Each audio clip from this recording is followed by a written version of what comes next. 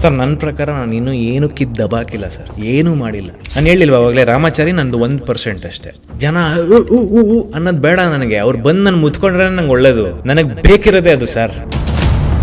ನಾನು ಪಬ್ಲಿಕಲ್ಲಿ ಕಾಲಿಡೋಕ್ಕಾಗಲ್ಲ. ನಾನೊಂದು ಹೋಟ್ಲಲ್ಲಿ ಕೂತ್ರೆ ಇಡೀ ಹೋಟ್ಲ್ ಬುಕ್ ಮಾಡಿಸ್ಬೇಕು ನಾನು. ಆ ಟೈಮ್ ಬರುತ್ತೆ 100%. ಇಲ್ಲೇ ಕರ್ನಾಟಕ ಟಿವಿಲಿ ಕೂತ್ಕೊಂಡು ಹೇಳ್ತಾ ಇದ್ದೀನಿ, ಬರುತ್ತೆ. ರಾಮಾಚಾರಿ ಅನ್ನೋ ಸೀರಿಯಲ್ಲು ಇಷ್ಟೊಂದು ಹೈಪ್ ಆಗುತ್ತೆ, ಇಷ್ಟೊಂದು ಸದ್ದು ಮಾಡುತ್ತೆ ಅಂತ ಅನಿಸ್ತಾ ನಿಮಗೆ? ಏನಂದ್ರೆ ಆ ಹೆಸರಿಗೊಂದು ತಾಕತ್ತಿದೆಯಲ್ಲ. ಸಿನಿಮಾಗೆ ಹೋಗ್ಬೋದಿತ್ತು, ಸೀರಿಯಲ್ಗೆ ಬಂದಿದ್ದು ಯಾಕೆ ಅನ್ನೋ. ಹೀರೋ ಆಗ್ಬೋದು, ಬಟ್ ಒಬ್ಬ ಆಕ್ಟರ್ ಆಗಿ ನಿಲ್ಲೋದಿದೆಯಲ್ಲ ಅದು ಗೆಲುವು. ಆಕ್ಟ್ ಮಾಡುವಾಗ ಏನಾದರೂ ಏರಿಳಿತಗಳು ಕಂಡ್ವಾ ಅಥವಾ ತಾರತಮ್ಯ ಅಂತ ಅನಿಸ್ತಾ? ಬೇಕು ನನಗದು, ಆ ಏರಿಳಿತ ಬೇಕು ಸರ್. ನನಗೆ ಪ್ಲಾನ್ ಬಿ ಇಲ್ಲ ಸರ್. ಆಕ್ಟರ್ ಆಗಬೇಕು ಅಂತ ಬಂದೆ, ಆಕ್ಟರ್ ಆಗೇ ಗೆಲ್ತೀನಿ. ವಿಲನು ಹೀರೋಗಳಂತ ಇದ್ದೇ ಇರ್ತಾರೆ. ವಿಲನ್ ರೂಪದಲ್ಲಿ ಅಂದರೆ ನಮಗೆ ಕಾಲು ಎಳೆಯೋರು ಅಂತ ಸರ್. ನಾನು ಆನೆಸ್ಟಾಗಿ ಹೇಳ್ತೀನಿ, ತುಂಬ ಜನರು ಬಾಗ್ಲು ತಟ್ಟುತ್ತೆ ಸರ್ ಆರಂಭದಲ್ಲಿ. ಸಿನಿಮಾಗೆ ಒಂದು ದಾರಿ ತೋರಿಸಿ ಅಂತ ಯಾರು ಬಾಗ್ಲು ತೆಗಿಲಿಲ್ಲ. ಲೈಫ್ ಹೆಂಗ್ ಕಲಿಸುತ್ತೆ ಅಂದ್ರೆ, ನನಗೆ ತುಂಬಾ ಶ್ರೀಮಂತಿಕೆ ಇತ್ತು. ಆಮೇಲೆ ಒಂದು ಟೈಮಲ್ಲಿ ಏನಾಯ್ತು, ಏನೋ ಸ್ವಲ್ಪ ಡೌನ್ ಜಾಸ್ತಿ ಆಗಿ ಒಂದೊತ್ತಿಗೆ ಅಕ್ಕಿಗೂ ಕಾಸಿರ್ಲಿಲ್ಲ. ನಾಯಿಗೆ ಅಂತ ಒಂದು 25 kg ತುಂಬಾ ಲೋ ಕ್ವಾಲಿಟಿ ಅಕ್ಕಿ ಇರುತ್ತಲ್ಲ, ಅದರಲ್ಲಿ ಅನ್ನ ಮಾಡ್ಕೊಂಡು ತಿಂತಾ ಇದ್ವಿ. ಸೊ ಗಾಡ್ ಫಾದರ್ ಅನ್ನೋದು ಯಾರು ಇಲ್ವಾ ಹೇಗೆ? ನಮ್ಮ ಬಾವುಟನ ಯಾರು ಆರಿಸಲ್ಲ ಸರ್, ನಮ್ಮ ಬಾವುಟನ ನಾವೇ ಆರಿಸ್ಬೇಕು. ತಾಯಿ ಒಂದು ನಿರೀಕ್ಷೆ ಅನ್ನೋ ಒಂದು ಸಂಸ್ಥೆ ಕಟ್ತಾರೆ. ಸೊ ಅಲ್ಲಿ ಬುದ್ಧಿಮಾಂದ್ಯ ಮಕ್ಕಳನ್ನ ನೋಡ್ಕೊಳ್ಳೋಂಥ ಜವಾಬ್ದಾರಿನ ವಹಿಸ್ಕೊಳ್ತಾರೆ. ನಾನು ಮುಂದೆ ದೊಡ್ಡ ಸ್ಟಾರ್ ಆಗೋದಂತೂ ಗ್ಯಾರಂಟಿ, ಆದರೆ ನನ್ನ ಮೇಜರ್ ಫೀಲ್ಡ್ ಆಫ್ ವರ್ಕ್ ಮಕ್ಕಳ ಮೇಲೆ ಆಗಿರುತ್ತೆ. ನಾಗರಹಾವುನ ರಾಮಾಚಾರಿಗೆ ಅಲುಮೇಲೆ ಇದ್ರು. ಈ ರಾಮಾಚಾರಿಗೆ ರಿಯಲ್ ಲೈಫಲ್ಲಿ ಯಾರಾದರೂ ಇದ್ದಾರಾ ಅಂತ? ಇದಳೋ ಇಲ್ವೋ? ಎಷ್ಟು ಜನ ರಾಮಾಚಾರಿಗೆ ಐ ಲವ್ ಯು ಅಂತ ಹೇಳಿರ್ಬೋದು? ಅಯ್ಯೋ ಇನ್ಸ್ಟಾಗ್ರಾಮ್ ತೆಗೆದುಕೊಡ್ತೀನಿ ನೋಡಿ. ಮದುವೆ ಆಗೋದಾದ್ರೆ ಹುಡುಗಿ ಹೆಂಗಿರ್ಬೇಕು ಅಂತ? ಸ್ಟ್ರಗಲ್ ನೋಡಿರ್ಬೇಕು, ಕಷ್ಟ ನೋಡ್ಕೊಂಡು ಬೆಳೆದಿರ್ಬೇಕು. ತುಂಬಾ ಸುಖದಲ್ಲಿ ಬೆಳೆದಿದ್ರೆ ನಾನು ತೋರ್ಸೋದೆಲ್ಲ ಇಷ್ಟೇನಾ ನನಗಾಗ್ಬಿಡುತ್ತೆ. ಯಾಕಂದ್ರೆ ನಾನು ನಂಬಿರೋದಷ್ಟೇ ಸರ್, ಶ್ರಮ, ಹಾರ್ಡ್ ವರ್ಕ್.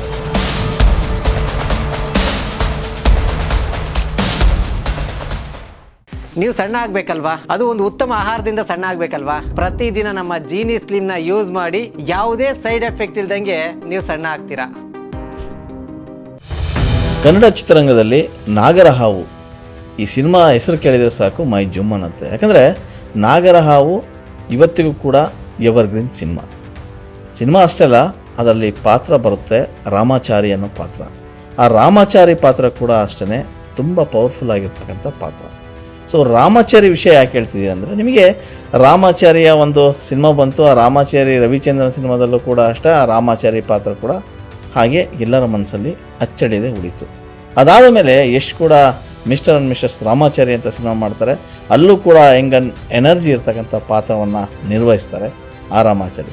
ಈ 3 ರಾಮಾಚಾರಿಗಳು ಕೂಡ ಸಿನಿಮಾ ಲೋಕದಲ್ಲಿ ಮಿನುಗಿದ್ದ ಪ್ರತಿಭೆಗಳು. ಇನ್ನು ಕಿರುತೆರೆ ವಿಚಾರಕ್ಕೆ ಬಂದರೆ ಅಲ್ಲೂ ಕೂಡ ರಾಮಾಚಾರಿ ಸಾಕಷ್ಟು ಹವಾ ಎಪ್ಸಿದ್ದು ನಿಮಗೆ ಗೊತ್ತೇ ಇದೆ. ಸೊ ಈಗ ಸ್ಮಾಲ್ ಸ್ಕ್ರೀನ್ ರಾಮಾಚಾರಿ ನಮ್ಮ ಜೊತೆ ಇದ್ದಾರೆ. ಸೊ ಅಲಿಯಾಸ್ ರಿತ್ವಿಕ್ ಕೃಪಾಕರ್ ಇವತ್ತು ನಮ್ಮ ಪಾಡ್ಕಾಸ್ಟ್ನ ಗೆಸ್ಟ್ ಅವರು. ಈ ರಾಮಾಚಾರಿ ಸಾಕಷ್ಟು ಹವಾ ಎಪ್ಸಿದ್ದಾರೆ, ಆದರೆ ಆ ಹವಾ ಎಬ್ಬಿಸುವ ಹಿಂದೆ ಏನೆಲ್ಲ ನಡೀತು ಅಲ್ಲಿಂದ ಅವ್ರನ್ನ ಒಂದಷ್ಟು ಮಾತಾಡಿಸ್ತಾ ಹೋಗೋಣ. ನಮಸ್ಕಾರ ರಿತ್ವಿಕ್. ನಮಸ್ತೆ ಸರ್, ಹೇಗಿದ್ದೀರಿ? ಚೆನ್ನಾಗಿದ್ದೀನಿ ಸರ್. ಮತ್ತು ಹೇಗೆ ನಡೀತಾ ಇದೆ ಲೈಫು? ಚೆನ್ನಾಗಿ ನಡೀತಾ ಇದೆ, ಬ್ಯೂಟಿಫುಲ್ ಆಗಿ ನಡೀತಾ ಇದೆ. Very good. ಸೀರಿಯಲ್ಲು ಸಿಕ್ಕಾಪಟ್ಟೆ ಸೌಂಡ್ ಮಾಡ್ತು. ಸೊ ನೀವು ಕೂಡ ಈಗ ಇತ್ತೀಚೆಗೆ ಸಾಕಷ್ಟು ಸೌಂಡ್ ಮಾಡ್ತಾನೆ ಇದ್ದೀರಿ. ಸೊ ಹೇಗೆ ಅನ್ನಿಸ್ತಾ ಇದೆ ಅಂತ? ಖುಷಿ ಆಗತ್ತೆ ಸರ್. ಅಂದರೆ ಒಬ್ಬ ನಟನೆಯೇ ಶುರು ಮಾಡಿ ಅಥವಾ ನಟನೆಯ ಮೇಲೆ ಒಲವು ಬಂದಮೇಲಿಂದ ನಾನೊಬ್ಬ ಆ್ಯಕ್ಟರ್ ಆಗಬೇಕು ಅಥವಾ ಪ್ರತಿ ಹೊತ್ತಿನ ಊಟನೂ ನಾನು ಆ್ಯಕ್ಟಿಂಗಿಂದನೇ ದುಡಿಬೇಕು ಅಂತ ನಾನು ಆಲ್ಮೋಸ್ಟ್ ನಿರ್ಧಾರ ಮಾಡಿ 13 ವರ್ಷ ಆಯಿತು. Very good. ಸೊ ಅಲ್ಲಿಂದ ಆ್ಯಕ್ಟರಾಗೇ ಎಲ್ಲ ತಯಾರಿಗಳನ್ನ ಮಾಡಿಕೊಂಡು ಆ್ಯಕ್ಟಿಂಗ್ ಕಲಿತಾ, ಅದಕ್ಕೆಲ್ಲ ಆ್ಯಕ್ಟರಾಗಿ ಏನೇನು ಸಿದ್ಧತೆ ಮಾಡ್ಕೋಬೇಕೆಲ್ಲ ಮಾಡ್ಕೊಳ್ತಾ ಬರ್ತಾ ಇದ್ದೆ. ಆದರೆ ಈ ರಾಮಾಚಾರಿ ಅನ್ನೋ ಒಂದು ಬೂಸ್ಟ್ ಏನಿದೆ ಅಥವಾ ಒಂದು ಅಲೆ ಏನಿದೆ ಅದರಲ್ಲಿ ಭಾಗಿಯಾಗಕ್ಕೆ ನನಗೂ ಖುಷಿನೇ ಸರ್. ಅಲ್ವಾ? ಸೌಂಡ್ ಆಗಿರೋದು ತುಂಬ ಖುಷಿ. ಓಕೆ, ಎಲ್ಲರಿಗೂ ಒಂದೊಂದು ಪ್ರಶ್ನೆ. ರಾಮಾಚಾರಿ ಅಲಿಯಾಸ್ ರಿತ್ವಿಕ್ ಅವರು ಎಲ್ಲಿನವರು, ಅವ್ರು ಏನು ಓದಿದ್ರು, ಏನು ಆಗಬೇಕಿದ್ರು, ಏನಾದರು ಅನ್ನೋದೊಂದು ಪ್ರಶ್ನೆ ಇರುತ್ತೆ.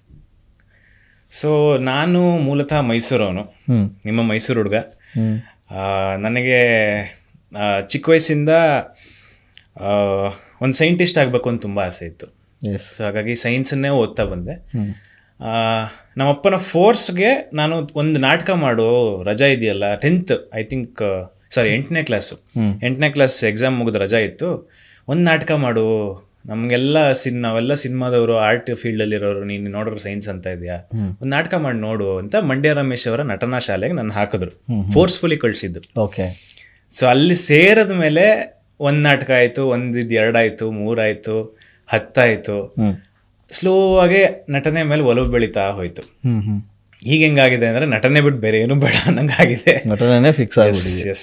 ಅದೇ ಬದುಕು. ಹೌದು, ಹೌದು. ಎಸ್.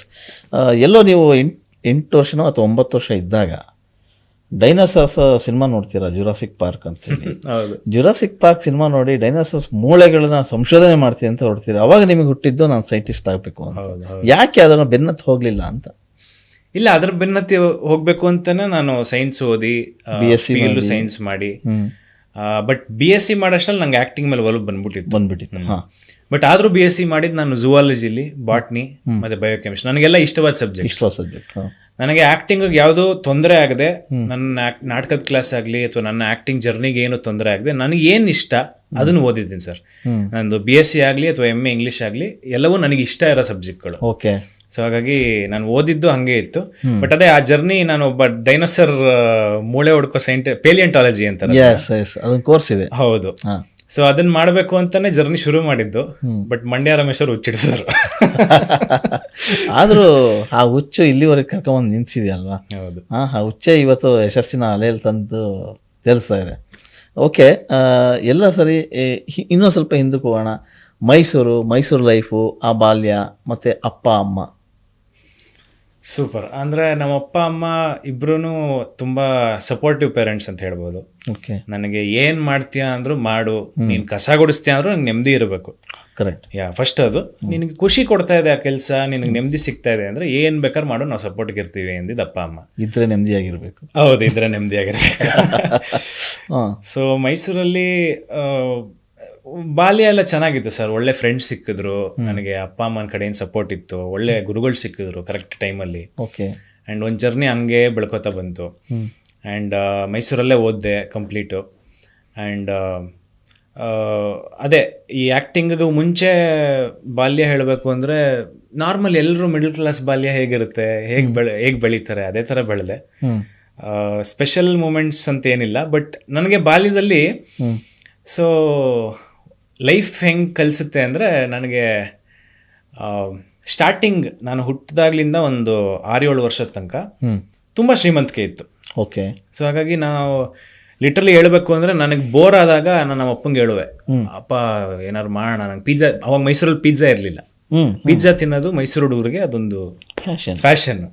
ಸೊ ಹಾಗಾಗಿ ನಮ್ಮ ಅಪ್ಪ ಕಾರ್ ಹಾಕೊಂಡು ಬಂದು ಇಲ್ಲಿ ಪಿಜ್ಜಾ ತಿನ್ಸಿ ವಿನ್ಸನ್ ಮ್ಯಾನಲ್ ರೂಮ್ ಹಾಕಿ, ಬಾಟ್ ಟಬ್ ನಾನು ನೋಡೆ, ಯಾರು ನೋಡಿರಲ್ಲ ಆ ವಯಸ್ಸಲ್ಲಿ, ಅಲ್ಲಿಂದ ಬಂದು ಬಾಟ್ ಟಬ್ ಅಲ್ಲಿ ಸ್ನಾನ ಮಾಡಿ ಸುಮ್ಮನೆ ಸ್ಯಾಟರ್ಡೆ ಬಂದು ಸಂಡೇ ರಾತ್ರಿ ಹೋಗೋದು.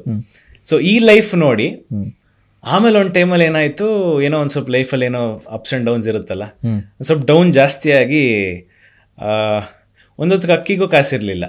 ನಾವು ಈ ನಾಯಿಗೆ ಅಂತ ಒಂದು 25 kg ತುಂಬಾ ಲೋ ಕ್ವಾಲಿಟಿ ಅಕ್ಕಿ ಇರುತ್ತಲ್ಲ, ಅದರಲ್ಲಿ ಅನ್ನ ಮಾಡ್ಕೊಂಡು ತಿಂತಾ ಇದ್ವಿ. Sudden change. ಸೊ ಈಗ ನಾನು ಅತಿ ಶ್ರೀಮಂತಿಕೆನೂ ನೋಡಿದೆ, ಅತಿ ಬಡತನೂ ನೋಡಿದೆ. ಸೊ ಅದ್ ಮಧ್ಯದಲ್ಲಿ ಬದುಕೋದು ಈಸಿ ಆಗ್ಬಿಡುತ್ತೆ ನನಗೆ. ಅದೇ ಅಲ್ವಾ ಮಧ್ಯಮ ಅವ್ರಿಗೆ ಎಷ್ಟು ಈಸಿ. ಹೌದು ಹೌದು. ಸೊ ಚೈಲ್ಡ್ಹುಡ್ ಫುಲ್ಲು ಅವೆರಡು ನೋಡ್ಕೊಂಡು ಆಮೇಲೆ ಆಕ್ಟಿಂಗ್ಗೆ ಬಂದೆ, ರಂಗಭೂಮಿ ಶುರು ಮಾಡಿದೆ. ಅಲ್ಲಿ ನೋಡಿ ರಂಗಭೂಮಿ ತುಂಬ ವಿಷಯಗಳನ್ನ ಕಲಿಸುತ್ತೆ ಸರ್. ನಾವು ರೋಡ್ ಸೈಡಲ್ಲಿ ಕುತ್ಕೊಂಡು ಚಿತ್ರಾನ್ನ ತಿಂತೀವಿ, ಕಾಂಟಿನೆಂಟಲ್ 5 ಸ್ಟಾರ್ ಹೋಟ್ಲಲ್ಲಿ ಕುತ್ಕೊಂಡು ಕಾಂಟಿನೆಂಟಲ್ 4 ಸ್ಪೂನ್ ಹೆಂಗೆ ಇಳ್ಕೊಳ್ಳೋದು, ಅದನ್ನ ಹೆಂಗೆ ಊಟ ಎಲ್ಲ ಆದ್ಮೇಲೆ ಅದು ಹೆಂಗೆ ಇಟ್ರೆ ಏನು ಅರ್ಥ ಎಲ್ಲ ತಿಳ್ಕೊಂಡ್ವಿ. ಓಕೆ. ಸೊ 2 ವೇರಿಯೇಷನ್ ಗೊತ್ತು, ಮಧ್ಯದಲ್ಲಿ ಬದುಕೋದು ಈಸಿ ಆಗೋಯ್ತು. ಸೊ ಅದು ನನ್ನ ಅಷ್ಟು ಅನುಭವನ ಮೈಸೂರಲ್ಲಿ ಅನುಭವಿಸ್ಕೊಂಡು ಬಂದೆ. ಆಮೇಲೆ ರಾಮಾಚಾರಿ ಶುರು ಆಯ್ತು, ಅದಕ್ಕೆ ಬೆಂಗಳೂರಿಗೆ ಬರಬೇಕಾಯ್ತು, ಬೆಂಗಳೂರಿಗೆ ಶಿಫ್ಟ್ ಆದ್ವಿ. ಈ ರಾಮಾಚಾರಿ ಶುರುವಿಗೆ ಕೊರೋನಾ ಕಾರಣ ಅಂತ ನಾನು ಕೇಳ್ಬಿಟ್ಟೆ. ಓಕೆ. ಕೊರೋನಾ ಟೈಮಲ್ಲಿ ಒಂದಿಷ್ಟು ಆಕ್ಟಿಂಗ್ ಕಲ್ತಿದ್ರಿ, ಅವೆಲ್ಲ ಅಪ್ಲೋಡ್ ಮಾಡ್ತಿದ್ರಿ, ಅಲ್ಲಿಂದ ನಿಮಗೆ ಆಡಿಷನ್ಗೆ ಕರೆ ಬಂತು. ಹೌದು. ಸೊ ಒಂದು ಈಗ ಕೊರೋನಲ್ಲಿ ಎಲ್ರು ನನ್ನ ಫ್ರೆಂಡ್ಸ್ ತುಂಬಾ ಜನ ಟೈಮ್ ವೇಸ್ಟ್ ಮಾಡೋರು. ಏನ್ ಮಾಡೋದು, ಮನೇಲಿ ಕೂತಿದೀವಿ, ಲಾಕ್ ಹಾಕ್ಬಿಟ್ಟಿದ್ದಾರೆ, ಸೊ ಆಚೆ ಹೋಗಂಗಿಲ್ಲ, ಏನ್ ಮಾಡೋದು ಅಂದಾಗ ಒಂದು ಯೂಟ್ಯೂಬ್ ಚಾನಲ್ ತೆಗಿಯೋಣ ಸುಮ್ಮನೆ. ಈಗ ನನಗೆಲ್ಲ ಈಗ ಎಷ್ಟೋ ನಾಟಕಗಳು ಮಾಡಿದ್ದೀನಿ, ಎಷ್ಟೋ ರೋಲ್ಗಳಿರುತ್ತೆ, ಅಥವಾ ಯಾವುದೋ ಒಳ್ಳೆ ಸಿನಿಮಾದು ಒಂದು ಆಕ್ಟಿಂಗ್ ಪೀಸ್ ತಗೊಳ್ಳೋದು, ಅಣ್ಣವ್ರದ್ದು, ವಿಷ್ಣುವರ್ಧನ್ದು, ಅಥವಾ ಇಂಗ್ಲಿಷ್ ಮೂವಿಗಳದ್ದು, ಹಿಂದಿ ಮೂವಿ ತಗೊಂಡು ಅದನ್ನ ನಾನು ಕಲಿತು ನಾನೊಬ್ಬ ಆಕ್ಟರ್ ಆಗಿ ಅದನ್ನ ಹೆಂಗ್ ಮಾಡ್ತೀನಿ ಅಂತ ಒಂದು ವಿಡಿಯೋ ರೆಕಾರ್ಡ್ ಮಾಡಿ ಅದನ್ನ ಅಪ್ಲೋಡ್ ಮಾಡ್ತಾ ಬಂದೆ. ಓಕೆ. ಸೊ ಇದನ್ನ ರಾಮ್ಜಿ ಸರ್ ಟೀಮ್ ಅವ್ರು ನೋಡಿ, ಇಲ್ಲ ಇವನು ಒಳ್ಳೆ ಆಕ್ಟ್ರು, ಇವನು ಕರ್ಸ್ಕೊಳ್ಳೋಣ ಅಂತ ಹೇಳಿ ನನ್ನ ಬೆಂಗಳೂರಿಗೆ ಆಡಿಷನ್ ಕರೆದ್ರು. ಸೊ ನನಗೆ ಕೊರೋನಾನೇ ಹೆಲ್ಪ್ ಮಾಡಿದ್ದು. ಕೊರೋನಲ್ಲಿ ಮಾಡಿದ ಯೂಟ್ಯೂಬ್ ಚಾನಲ್ ಇಂದ ನನಗೆ ಕೊರೋನಾ ಮುಗಿದ ಮೇಲೆ ಒಂದು ಸೀರಿಯಲ್ ಆಡಿಷನ್ ಕೊಟ್ಟು ಅಲ್ಲಿ ಸೀರಿಯಲ್ ಸೆಲೆಕ್ಟ್ ಆದೆ ನಾನು. ಓಕೆ. ಸೀರಿಯಲ್ದೊಂದು ದೊಡ್ಡ ಜರ್ನಿ ಅದು, ಸುಮ್ಮನೆ ಅಲ್ಲ. ನೀವು ಬರ್ತೀರಿ, ಆಡಿಷನ್ ಕೊಡ್ತೀರಿ, ಎಲ್ಲ ಸರಿ. ರಿತ್ವಿಕಿಗೆ ಒಂದು ತುಂಬ ಅದು ಆ್ಯಟಿಟ್ಯೂಡ್ ಅನ್ಬೇಕು, ಏನೋ ಗೊತ್ತಿಲ್ಲ, ನಾನು ಕೇಳ್ಪಟ್ಟಿದ್ದು. ತಂದೆ ಅಷ್ಟು ದೊಡ್ಡ ಡೈರೆಕ್ಟ್ರು, ನ್ಯಾಷನಲ್ ಅವಾರ್ಡ್ ವಿನ್ನರ್ ಎಲ್ಲ. ಅದರ ಮೇಲೆ ಸಿನಿಮಾ ಅಂದರೆ ಅವರಿಗೆ ನಮ್ಮ ಸಿನಿಮಾ ರಂಗದಲ್ಲಿ ಸಾಕಷ್ಟು ಜನ ಶಿಷ್ಯಂದರು ಕೂಡ ಇದ್ದಾರೆ. ನೀವು ಆಡಿಷನ್ಗೆ ಹೋದಾಗ ಎಲ್ಲೂ ಕೂಡ ತಂದೆ ಹೆಸರೇ ಹೇಳಲ್ಲ, ನಾನು ಇಂಥವ್ರ ಮಗ ಅಂತ. ಯಾಕೆ ಹೇಳ್ಬಾರ್ದು ಅಂತ ಏನಾರು ಇತ್ತಾ? ಇಲ್ಲ, ಹೇಳಬಾರ್ದು ಅಂತಲ್ಲ ಸರ್, ಏನಕ್ಕೆ ಬಳಸೋಣ. ಈಗ ಅದನ್ನ ಬಳಸಿ ನನಗೇನಾದ್ರು ಉಪಯೋಗ ಆಗಂಗಿದ್ರು ನಾನು ಬಳಸಲ್ಲ. ಯಾಕಂದ್ರೆ ನನಗೆ ನನ್ನ ಸ್ಟಫ್ ಏನು ಅಂತ ಗೊತ್ತು, ನನ್ನ ಕಲೆ ಮೇಲೆ ನನಗೆ ನಂಬಿಕೆ ಇದೆ. ಸೊ ನನ್ನ ಕ್ಯಾಲಿಬರ್ ಏನು ಅಂತ ಗೊತ್ತಿರುವಾಗ ಸುಮ್ಮನೆ ಅನ್ನೆಸೆಸರಿಯಾಗಿ ನಮ್ಮ ಅಪ್ಪನ ಹೆಸರು ಬಳಸೋದು ಬೇಡ ಅಂತ ನಾನು ಅದನ್ನ ಬಳಸಲಿಲ್ಲ. ಆಕ್ಚುಲಿ ಅವರು ಹೇಳಿದ್ರು, ನೀನ್ ಬಳಸ್ಬೇಕು ಕಣ, ನೀನ್ ಹೇಳಿದ್ರೆ ಬೇಗ ಆಡಿಷನ್ ಮಾಡ್ತಾ ಇರಲಿಲ್ಲ, ಸೆಲೆಕ್ಟ್ ಮಾಡ್ಬಿಡುವೆ ಅಂದ್ರು. ಬಟ್ ಬೇಡ, ನಂಗೆ ಬೇಡ. ಯಾಕಂದ್ರೆ ನಾನ್ ನಂಬಿರೋದಷ್ಟೇ ಸರ್, ಶ್ರಮ, ಹಾರ್ಡ್ ವರ್ಕ್. ಯಾಕಂದ್ರೆ ಅಷ್ಟು ವರ್ಷ ನಾನು ಶ್ರಮ ಹಾಕಿದ್ದೆ, ನನಗೆ ಇದರಲ್ಲಿ ಆಡಿಷನ್ ಅಲ್ಲಿ ಹಿಂಗ್ ಕ್ರ್ಯಾಕ್ ಮಾಡೋಣ ಅಂತ. ಅಪ್ಪನ ಬ್ರ್ಯಾಂಡ್ ಬೇಡ ಅಂತ. ಬೇಡ, ಅವ್ರು ಬೇಕಾದಾಗ ಕರೆಕ್ಟ್ ಟೈಮಲ್ಲಿ ಬಳಸ್ಕೊಡೋಣ, ಬಟ್ ಇದಕ್ಕೆಲ್ಲ ಬೇಡ. ಬಿಕಾಸ್ ನನ್ನ ಕ್ಯಾಲಿಬರ್, ನನ್ನ ಆಕ್ಟಿಂಗ್ ಮೇಲೆ ನನಗೆ ನಂಬಿಕೆ ಇದೆ. ರಿತ್ವಿಕ್ ಅಪ್ಪ ಅವರು ಅಂತ ಅನ್ಸ್ಬೇಕು. ಎಸ್, ಆ ಥರದ್ದು ಅದು ಆಗಿದೆಯಲ್ಲ ಈಗ. ಹೌದು, ಅವ್ರಿಗೂ ಖುಷಿ ಇದೆ ಅದ್ರ ಬಗ್ಗೆ, ನಿಮಗೂ ಖುಷಿ ಇದೆ, ನನಗೂ ಖುಷಿ ಇದೆ. ಸೊ ಆಡಿಷನ್ ಅಲ್ಲಿ ಎಲ್ಲ ಆದಾಗ ನಿಮಗೆ ರಾಮ್ಜಿನೇ ಹೇಳ್ತಾರೆ ನೀನ್ ಯಾಕೆ ಹೇಳಿಲ್ಲ ಅಂತ. ಆದ್ರೆ 3 ಜನ ಸೆಲೆಕ್ಟ್ ಆಗಿರ್ತಾರೆ, ಇಬ್ರು ನಿಮ್ಮ ಜೊತೆಗೆ. ನೋಡಿ ಈಗ ಇಬ್ರು ರೆಡಿ ಇದ್ದಾರೆ ಅಂತ ಹೇಳ್ತಾರೆ. ಅವಾಗ ಅನ್ಸಿದ್ದೇನೆ ನಿಮಗೆ? ಆಗ್ಲೂ ಕೂಡ ಅದೇ ಮಾತು ಹೇಳಿದ್ರಿ ನೀವು? ಹೌದು ಸರ್, ಮುಹೂರ್ತದ ದಿನಾನು ಇಬ್ರಿದ್ರು ಸರ್, ನನ್ ಜೊತೆಗೆ ಇಬ್ರಿದ್ರು. ಮುಹೂರ್ತ ಮಾಡ್ತಾ ಇದಾರೆ. ಓಕೆ. ಕ್ಲಾಪ್ ಆಗಿ ಫಸ್ಟ್ ಸೀನ್ ರೋಲ್ ಆಗಿ ಪೂಜೆ ನಡೆದೋಗಿದೆ. ಇಬ್ರಿದಾರೆ. ಇನ್ನು ನಾನು ಇರೋನ ಇಲ್ವಾ ಗೊತ್ತಿಲ್ಲ. ಅವ್ರಿಗೆ ಒಂದು 6 ಪ್ಯಾಕ್ ಇರೋ ಒಂದು ಒಳ್ಳೆ ಹುಡುಗ ಬೇಕಿತ್ತು. ಓಕೆ. ಅವ್ರ ರೋಲ್ಗೆ 6 ಪ್ಯಾಕ್ ಒಳ್ಳೆ ರಿಪ್ಡ್ ಬಾಡಿ ಇರಬೇಕು. ನಾನು ಹೊಟ್ಟೆ ಬಿಡ್ಕೊಂಡು ಹೋಗಿದ್ದೀನಿ. ಹಂಗೂ ಟೈಮ್ ಕೊಟ್ರು ನನಗೆ, 3 ತಿಂಗಳು ಕೊಟ್ರು. 3 ತಿಂಗಳಲ್ಲಿ ಸಣ್ಣ ಆಗು. ದಪ್ಪ ಇದ್ರಿ? ದಪ್ಪ ಇದ್ದೆ. 3 ತಿಂಗಳಲ್ಲಿ ಸಣ್ಣ ಆಗು, ಕೊಡ್ತೀನಿ ರೋಲ್ನ ಅಂತ. ಹಗ್ಲು ರಾತ್ರಿ ಬೆಳಗ್ಗೆ ಸಂಜೆ ನೋಡಿದೆ, ನಿದ್ದೆ ನೋಡಿದೆ, ಜಿಮ್ಗೆ ಹೋಗಿ ಫುಲ್ ಹೊಟ್ಟೆ ಸಣ್ಣ ಮಾಡ್ಕೊಂಡು ಬಂದೆ. ಆದ್ರೆ ಅವ್ರಿಗೆ ಆ ಪ್ಯಾಕ್ಗಳು ಕಾಣಬೇಕು. ಓಕೆ. ಸರಿ, ಏನಾಯ್ತು, ನನಗೆ ಅವತ್ತು ನಂಬಿಕೆನೇ ಇಲ್ಲ ಸಿಗುತ್ತಾ ಇದು ಇಲ್ವಾ ಅಂತ. ಸುಮ್ಮನೆ ಆಡಿಷನ್ ಒಂದ್ ಮುಹೂರ್ತ ಹೆಂಗಿರುತ್ತೆ ಎಕ್ಸ್ಪೀರಿಯನ್ಸ್ ಮಾಡೋಣ ಅಂತ ಹೋಗಿದ್ವಿ ಲಿಟ್ರಲಿ. ಸೊ ಅಲ್ಲಿ ಹೋಗಿ ನೋಡಿ, ಹಣೆಬರ ಅಥವಾ ಲಕ್ಕು ಅಥವಾ ಏನಂತಾರ ಗೊತ್ತಿಲ್ಲ, ಆ ಇನ್ನೊಬ್ಬ ವ್ಯಕ್ತಿ ಇದ್ದವನು, ಸೊ ನೋಡಿ ನೀವು ಈ ತರ IT ಕೆಲಸ ಮಾಡ್ತಾ ಇದ್ರು ಅವರು. ಸೊ ನೀವು IT ಕೆಲಸ ಎಲ್ಲ ಬಿಟ್ಬಿಟ್ಟು ಸೀರಿಯಲ್ ಮಾಡ್ಬೇಕಾಗತ್ತೆ, ಬಿಕಾಸ್ ಇಲ್ಲಿ 20-22 ದಿನ ಶೂಟಿಂಗ್ ಇರುತ್ತೆ ಅಂದಾಗ ಅವರು ಒಂದ್ ಸ್ವಲ್ಪ ಅರಗಂಟ ಮಾತಾಡ್ಬಿಟ್ರು. ಹಂಗೆಲ್ಲ ಆಗಲ್ಲ ಸರ್, ನಾನು 2 ಒಟ್ಟಿಗೆ ಮಾಡ್ತೀನಿ ಬಂದಿರೋದು, ನಾನು ಕೆಲಸ ಎಲ್ಲ ಬಿಡಕ್ಕಾಗಲ್ಲ, ಇಲ್ಲ ಅವ್ರಿಗೆ ಅಂತ. ಹೌದಾ, ಮಾಡಲ್ವಾ ನೀವು? ಸರಿ, ರಿತ್ವಿಕ್ ನಾಕೊಳ್ಳಿ ಅಂದ್ಬಿಟ್ಟು ಹಂಗ್ ಫೈನಲ್ ಆಗಿದ್ದು ನಾನು. ಅದೃಷ್ಟ. ಅವನು ಅರಗಂಟ್ ಆಗಿ ಮಾತಾಡಿದ್ದಕ್ಕೆ ನಾನು ಫೈನಲ್ ಆಗಿದ್ದು. ಬಟ್ ಒಂದು ವಾರದಲ್ಲಿ I proved them wrong sir. First 2 ಡೇಸ್ಗೆನೆ ಶೂಟಿಂಗ್ ಅಲ್ಲಿ ಒಂದು 4 ಪೇಜ್ ಮಂತ್ರ ಹೇಳಬೇಕು. ನನ್ನ ಜೊತೆ ಆಡಿಷನ್ ಬಂದಿದ್ರಲ್ಲ, ಒಬ್ಬ ಪಕ್ಕ ಕೂತಿದ್ದ, ಆಡಿಷನ್ ಸ್ಕ್ರಿಪ್ಟ್ ನೋಡ್ಬಿಟ್ಟು ಸ್ಟಾರ್ಟಿಂಗ್ ಅಲ್ಲೇ ಒಂದು 4 ಲೈನ್ ಮಂತ್ರ ಕೊಟ್ಬಿಟ್ಟವ್ರೆ. ನೋಡ್ಬಿಟ್ಟು ಬ್ರೋ ಏನ್ ಬ್ರೋ ಇದು ಅಂದ. ಅದೇ ಸ್ಟಾರ್ಟಿಂಗ್ ಮಂತ್ರ ಹೇಳಿ ಆಮೇಲೆ ಮಿಕ್ಕಿ ಡೈಲಾಗ್ ಹೇಳ್ಬೇಕು ಅಂದೆ. ಮಂತ್ರ ಫಸ್ಟ್ ಸೀನ್ ನನ್ ಬಾಯೆಲ್ಲ ಹೊರಳಲ್ಲ ಇದು ಅನ್ಬಿಟ್ಟು ಲಿಟ್ರಲಿ ಪೇಪರ್ ಇಟ್ಬಿಟ್ಟು ಯಾರಿಗೂ ಹೇಳ್ದೆ ಹೊರಟ್ಬಿಟ್ಟ ಮನುಷ್ಯ. ಸರಿ, ನನಗ್ ಪ್ಲಸ್ ಆಯ್ತು. ನನಗ್ ಮಂತ್ರ ಎಲ್ಲ ಅಭ್ಯಾಸ ಆಗಿದ್ದು ನಮ್ಮ ನಟನ ಅಲ್ಲಿ, ಬಿಕಾಸ್ ನಂಗೆ ಅಲ್ಲಿ ರಂಗಭೂಮಿ ಅಭ್ಯಾಸ ಇತ್ತು. ಉದ್ದುದ್ದ ಪೇಜ್ ಗಟ್ಲೆ ಡೈಲಾಗ್ ಹೇಳಿ ಹಳೆಗನ್ನಡ, ಸಂಸ್ಕೃತದ ನಾಟಕ ಎಲ್ಲ ಮಾಡಿದ್ವಿ. ಸೊ ನನಗದು ಈಸಿ ಆಗೋಯ್ತು. ಸೊ ಹಂಗೆ ಸೆಲೆಕ್ಟ್ ಆಗಿದ್ದು. 1 ವಾರದಲ್ಲಿ ಐ ಪ್ರೂವ್ಡ್ ದೆಮ್ ರಾಂಗ್. ಇಲ್ಲ ರಿತ್ವಿಕ್, ನೀನೇ ಕರೆಕ್ಟ್ ಚಾಯ್ಸು, ನೀ ಮಾಡ್ಕೊಂಡು ಹೋಗಿದ್ನ ಅಂತ ಬಿಟ್ರು. ಆ ಧಾರಾವಾಹಿ ಶುರುವಾದಾಗ ಆರಂಭದಲ್ಲಿ ನಿಮಗೇನು ಅನ್ಸಿತ್ತಾ, ರಾಮಾಚಾರಿ ಅನ್ನೋ ಸೀರಿಯಲ್ಲು ಇಷ್ಟೊಂದು ಹೈಪ್ ಆಗುತ್ತೆ, ಇಷ್ಟೊಂದು ಸದ್ದು ಮಾಡುತ್ತೆ ಅಂತ ಅನಿಸ್ತಾ ನಿಮಗೆ? ಅಂದರೆ ಸದ್ದು ಮಾಡಕ್ಕೆ ನಾವು ಕೆಲಸ ಮಾಡಲೇ ಇಲ್ಲ ಸರ್. ಬಟ್ ಏನಂದರೆ ಆ ಹೆಸ್ರಿಗೊಂದು ತಾಕತ್ತಿದೆಯಲ್ಲ. ಕರೆಕ್ಟ್. ಸಿನಿಮಾಲ್ಲೂ 3 ಜನ ಮಾಡಿರೋದು ಆ ಹೆಸರು ಹಿಡ್ಕೊಂಡು ಸೂಪರ್ ಹಿಟ್ಗಳು. ಹೌದು. ಆ್ಯಂಡ್ ಅದೇ ಸೀರಿಯಲ್ಗೆ ಅದೇ ಹೆಸರಿಟ್ಟಾಗ first mister and missus Ramachari ಅಂತಾನೆ ಇಡಬೇಕಿದ್ದು, ಆಮೇಲೆ ಬರೀ ರಾಮಾಚಾರಿ ಅಂತ ಇಟ್ರು. ಸೊ ಆ ಹೆಸರಿಗೆ ಒಂದು ತಾಕತ್ತಿತ್ತು, ಅದೊಂದು ಟಾಕ್ ಆಗಿತ್ತು. ಸೀರಿಯಲ್ ಲಾಂಚ್ ಆಗೋ ಮುಂಚೆನೆ ರಾಮಾಚಾರಿ ಅಂತ ಒಂದು ಸೀರಿಯಲ್ ಬರ್ತಾ ಇದೆ ಅಂತೆ. ಹೌದು. ಸೊ ನಾವು ಏನು ಎಕ್ಸ್ಪೆಕ್ಟೇಷನ್ ಇಲ್ಲದೆ 100% ನಮ್ಮ ಕೆಲಸ ಮಾಡ್ಕೊಂಡು ಹೋದ್ವಿ. ಬಟ್ ಫಸ್ಟ್ 6 ತಿಂಗಳಲ್ಲೇ ಜನ ಏನು ರೆಸ್ಪಾನ್ಸ್ ಕೊಟ್ಟರು ಅಂದರೆ ಅಲೆಗಳೆದ್ಬಿಟ್ವು. ಅಂದರೆ ಅಷ್ಟು ಇಷ್ಟ ಆಯಿತು ಜನಕ್ಕೆ ಆ ಸೀರಿಯಲ್ಲು. ಚಿಕ್ಕ ಹುಡುಗರಿಂದ ಹಿಡಿದು ವಯಸ್ಸಾದವ್ರ ತನಕ ಎಲ್ಲರೂ ನೋಡೋಕೆ ಶುರು ಮಾಡಿದ್ರು. And for the first time ಸೀರಿಯಲ್ನ ಯೂಶಲಿ ಹೆಣ್ಮಕ್ಳು ನೋಡ್ತಾರೆ, ಬಟ್ ನಮ್ಮ ಸೀರಿಯಲ್ನ ಗಂಡು ಮಕ್ಳು ನೋಡೋಕೆ ಶುರು ಮಾಡಿದ್ರು. Correct. Gents started watching our serial. So ಅದು ಬೇರೆ ಆಡಿಯನ್ಸ್ನೇ ಪುಲ್ ಮಾಡ್ದಂಗೆ ನಾವು. ಸೊ ಐ ಥಿಂಕ್ ಅಷ್ಟು ಪ್ರೀತಿ ಕೊಡ್ತಾರೆ ಅಂತ ನಾವು ಅನ್ಕೊಂಡು ಇರಲಿಲ್ಲ. ಆ್ಯಂಡ್ ಅಷ್ಟು ಪ್ರೀತಿ ಕೊಟ್ಟಿದ್ದಕ್ಕೆ ಥ್ಯಾಂಕ್ಸ್. ರಾಮಾಚಾರಿ ಆ ಪಾತ್ರ ನಿಮ್ಮ ರಿಯಲ್ ಲೈಫಿಗೆ ಏನಾದರೂ ಹತ್ರ ಅನಿಸುತ್ತಾ ಅಥವಾ? ಕೆಲವು ವಿಷಯ ಹತ್ರ ಅನ್ಸುತ್ತೆ ಸರ್. ಈಗ ರಾಮಾಚಾರಿಗಿರೋ ತಾಳ್ಮೆ ನಂಗಿದೆ, ಅಥವಾ ರಾಮಾಚಾರಿಗೆ ಒಂದು ಸಹನೆ ಇದೆಯಲ್ಲ, ಒಂದು ಬೇರೆಯವ್ರಿಗೆ ಒಳ್ಳೇದು ಮಾಡಬೇಕು ಅನ್ನೋ ಗುಣ ಇದೆಯಲ್ಲ, ಅದು ನನಗಿದೆ ಸ್ವಲ್ಪ. ಬಟ್ ಇನ್ ಕೆಲವು ವಿಷಯಗಳು ಅಷ್ಟು ಒಳ್ಳೆಯವನಾಗಿರೋಕೆ ಯಾರ ಕೈಲೂ ಆಗಲ್ಲ ಅನ್ಸುತ್ತೆ ಸೀರಿಯಲ್ ಅಲ್ಲಿ ತೋರ್ಸಂಗೆ. ಸೊ ಕೆಲವು ವಿಷಯಗಳು ಲಿಂಕ್ ಇದೆ, ಬಟ್ ಇನ್ ಕೆಲವು ವಿಷಯಗಳು ಆಗಲ್ಲ, ಬೇರೆ ಬೇರೆ ಇದೆ. ಬಹುಶಃ ನಟ ಆಗದೆ ಹೋಗಿದ್ರೆ ನೀವು ಸೈಂಟಿಸ್ಟ್ ಆಗ್ತಾ ಇದ್ರೇನೋ ಗೊತ್ತಿಲ್ಲ. ಸೊ ಈ ನಟನೆಯ ವೃತ್ತಿ ಈಗ ಒಂದು ಸೀರಿಯಲ್ ಅಷ್ಟೇ ಆಗಿದೆ, ಒಳ್ಳೆ ಹೆಸರು ಕೂಡ ಸಿಕ್ತು, ತೃಪ್ತಿ ಅನ್ನೋದು ಸಿಕ್ತಾ?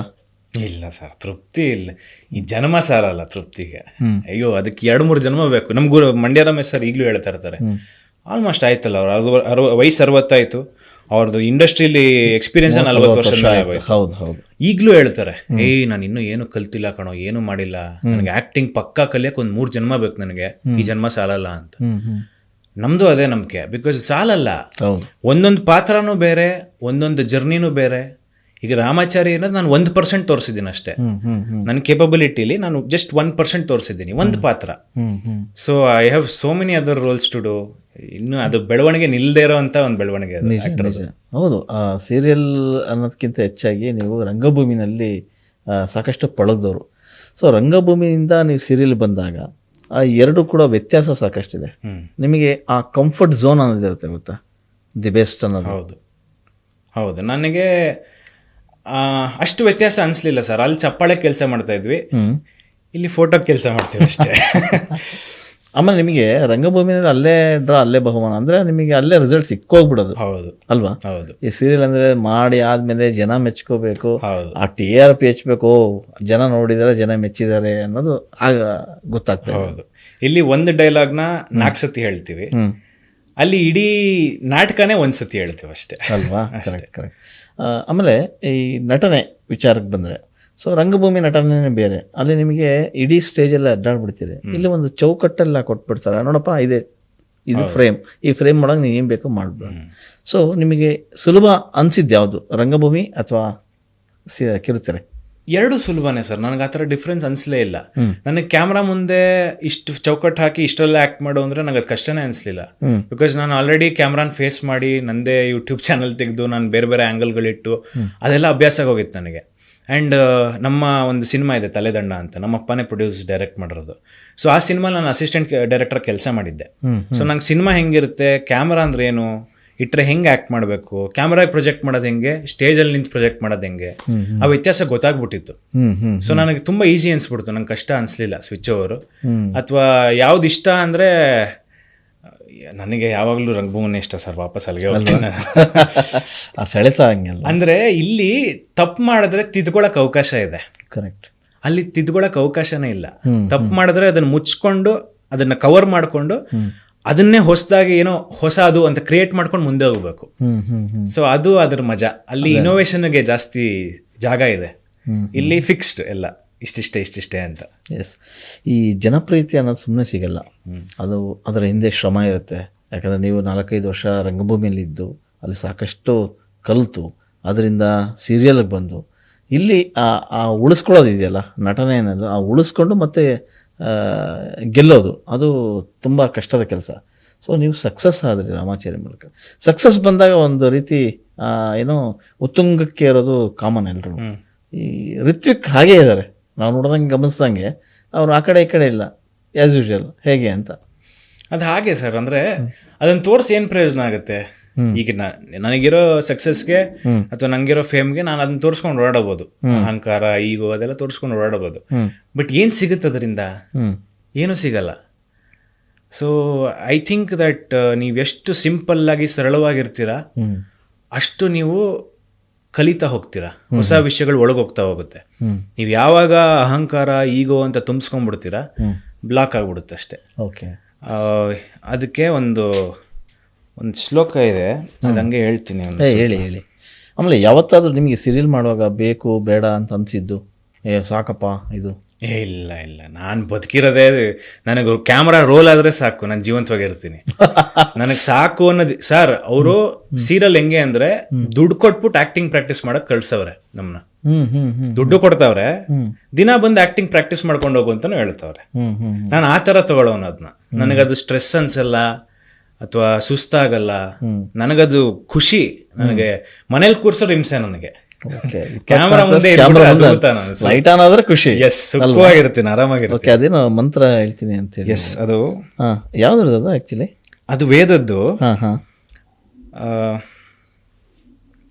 ವಿನೀತ ವೃತ್ತೇ ಸುಲಭ ಹಿ ವಿದ್ಯಾ, ವಿನೀತ ವೃತ್ತೇ ಸುಲಭಂ ಹಿ ಧನಃ, ವಿನೀತ ವೃತ್ತೇ ಸುಲಭ ಹಿ ಕೀರ್ತಿ, ವಿನೀತ ವೃತ್ತಿ ಸುಖಂ ಆತ್ಮನಶ್ಚ. ನಾವೆಷ್ಟು ವಿನಯದಿಂದ ನಡ್ಕೋತೀವೋ, ಓಕೆ, ನಾವೆಷ್ಟು ಡೌನ್ ಟು ಅರ್ತ್ ಆಗಿರ್ತೀವೋ, ಈಗೋ ಅಹಂಕಾರ ಎಲ್ಲ ಬಿಟ್ಬಿಡ್ತೀವೋ, ಅವಾಗ ನಾವು ಹೊಸ ವಿಷಯಗಳನ್ನ ತುಂಬಿಸ್ಕೋಬಹುದು. ಸರ್, ಒಂದ್ ಕಪ್ಪು ಸರ್, ಫುಲ್ ನೀರಿದೆ, ಅಲ್ಲಿ ಏನು ತುಂಬ್ಸಕ್ಕಾಗಲ್ಲ. ನೀವು ಇನ್ನೂ ನೀರ್ ಚೆಲ್ಲೋಗುತ್ತೆ.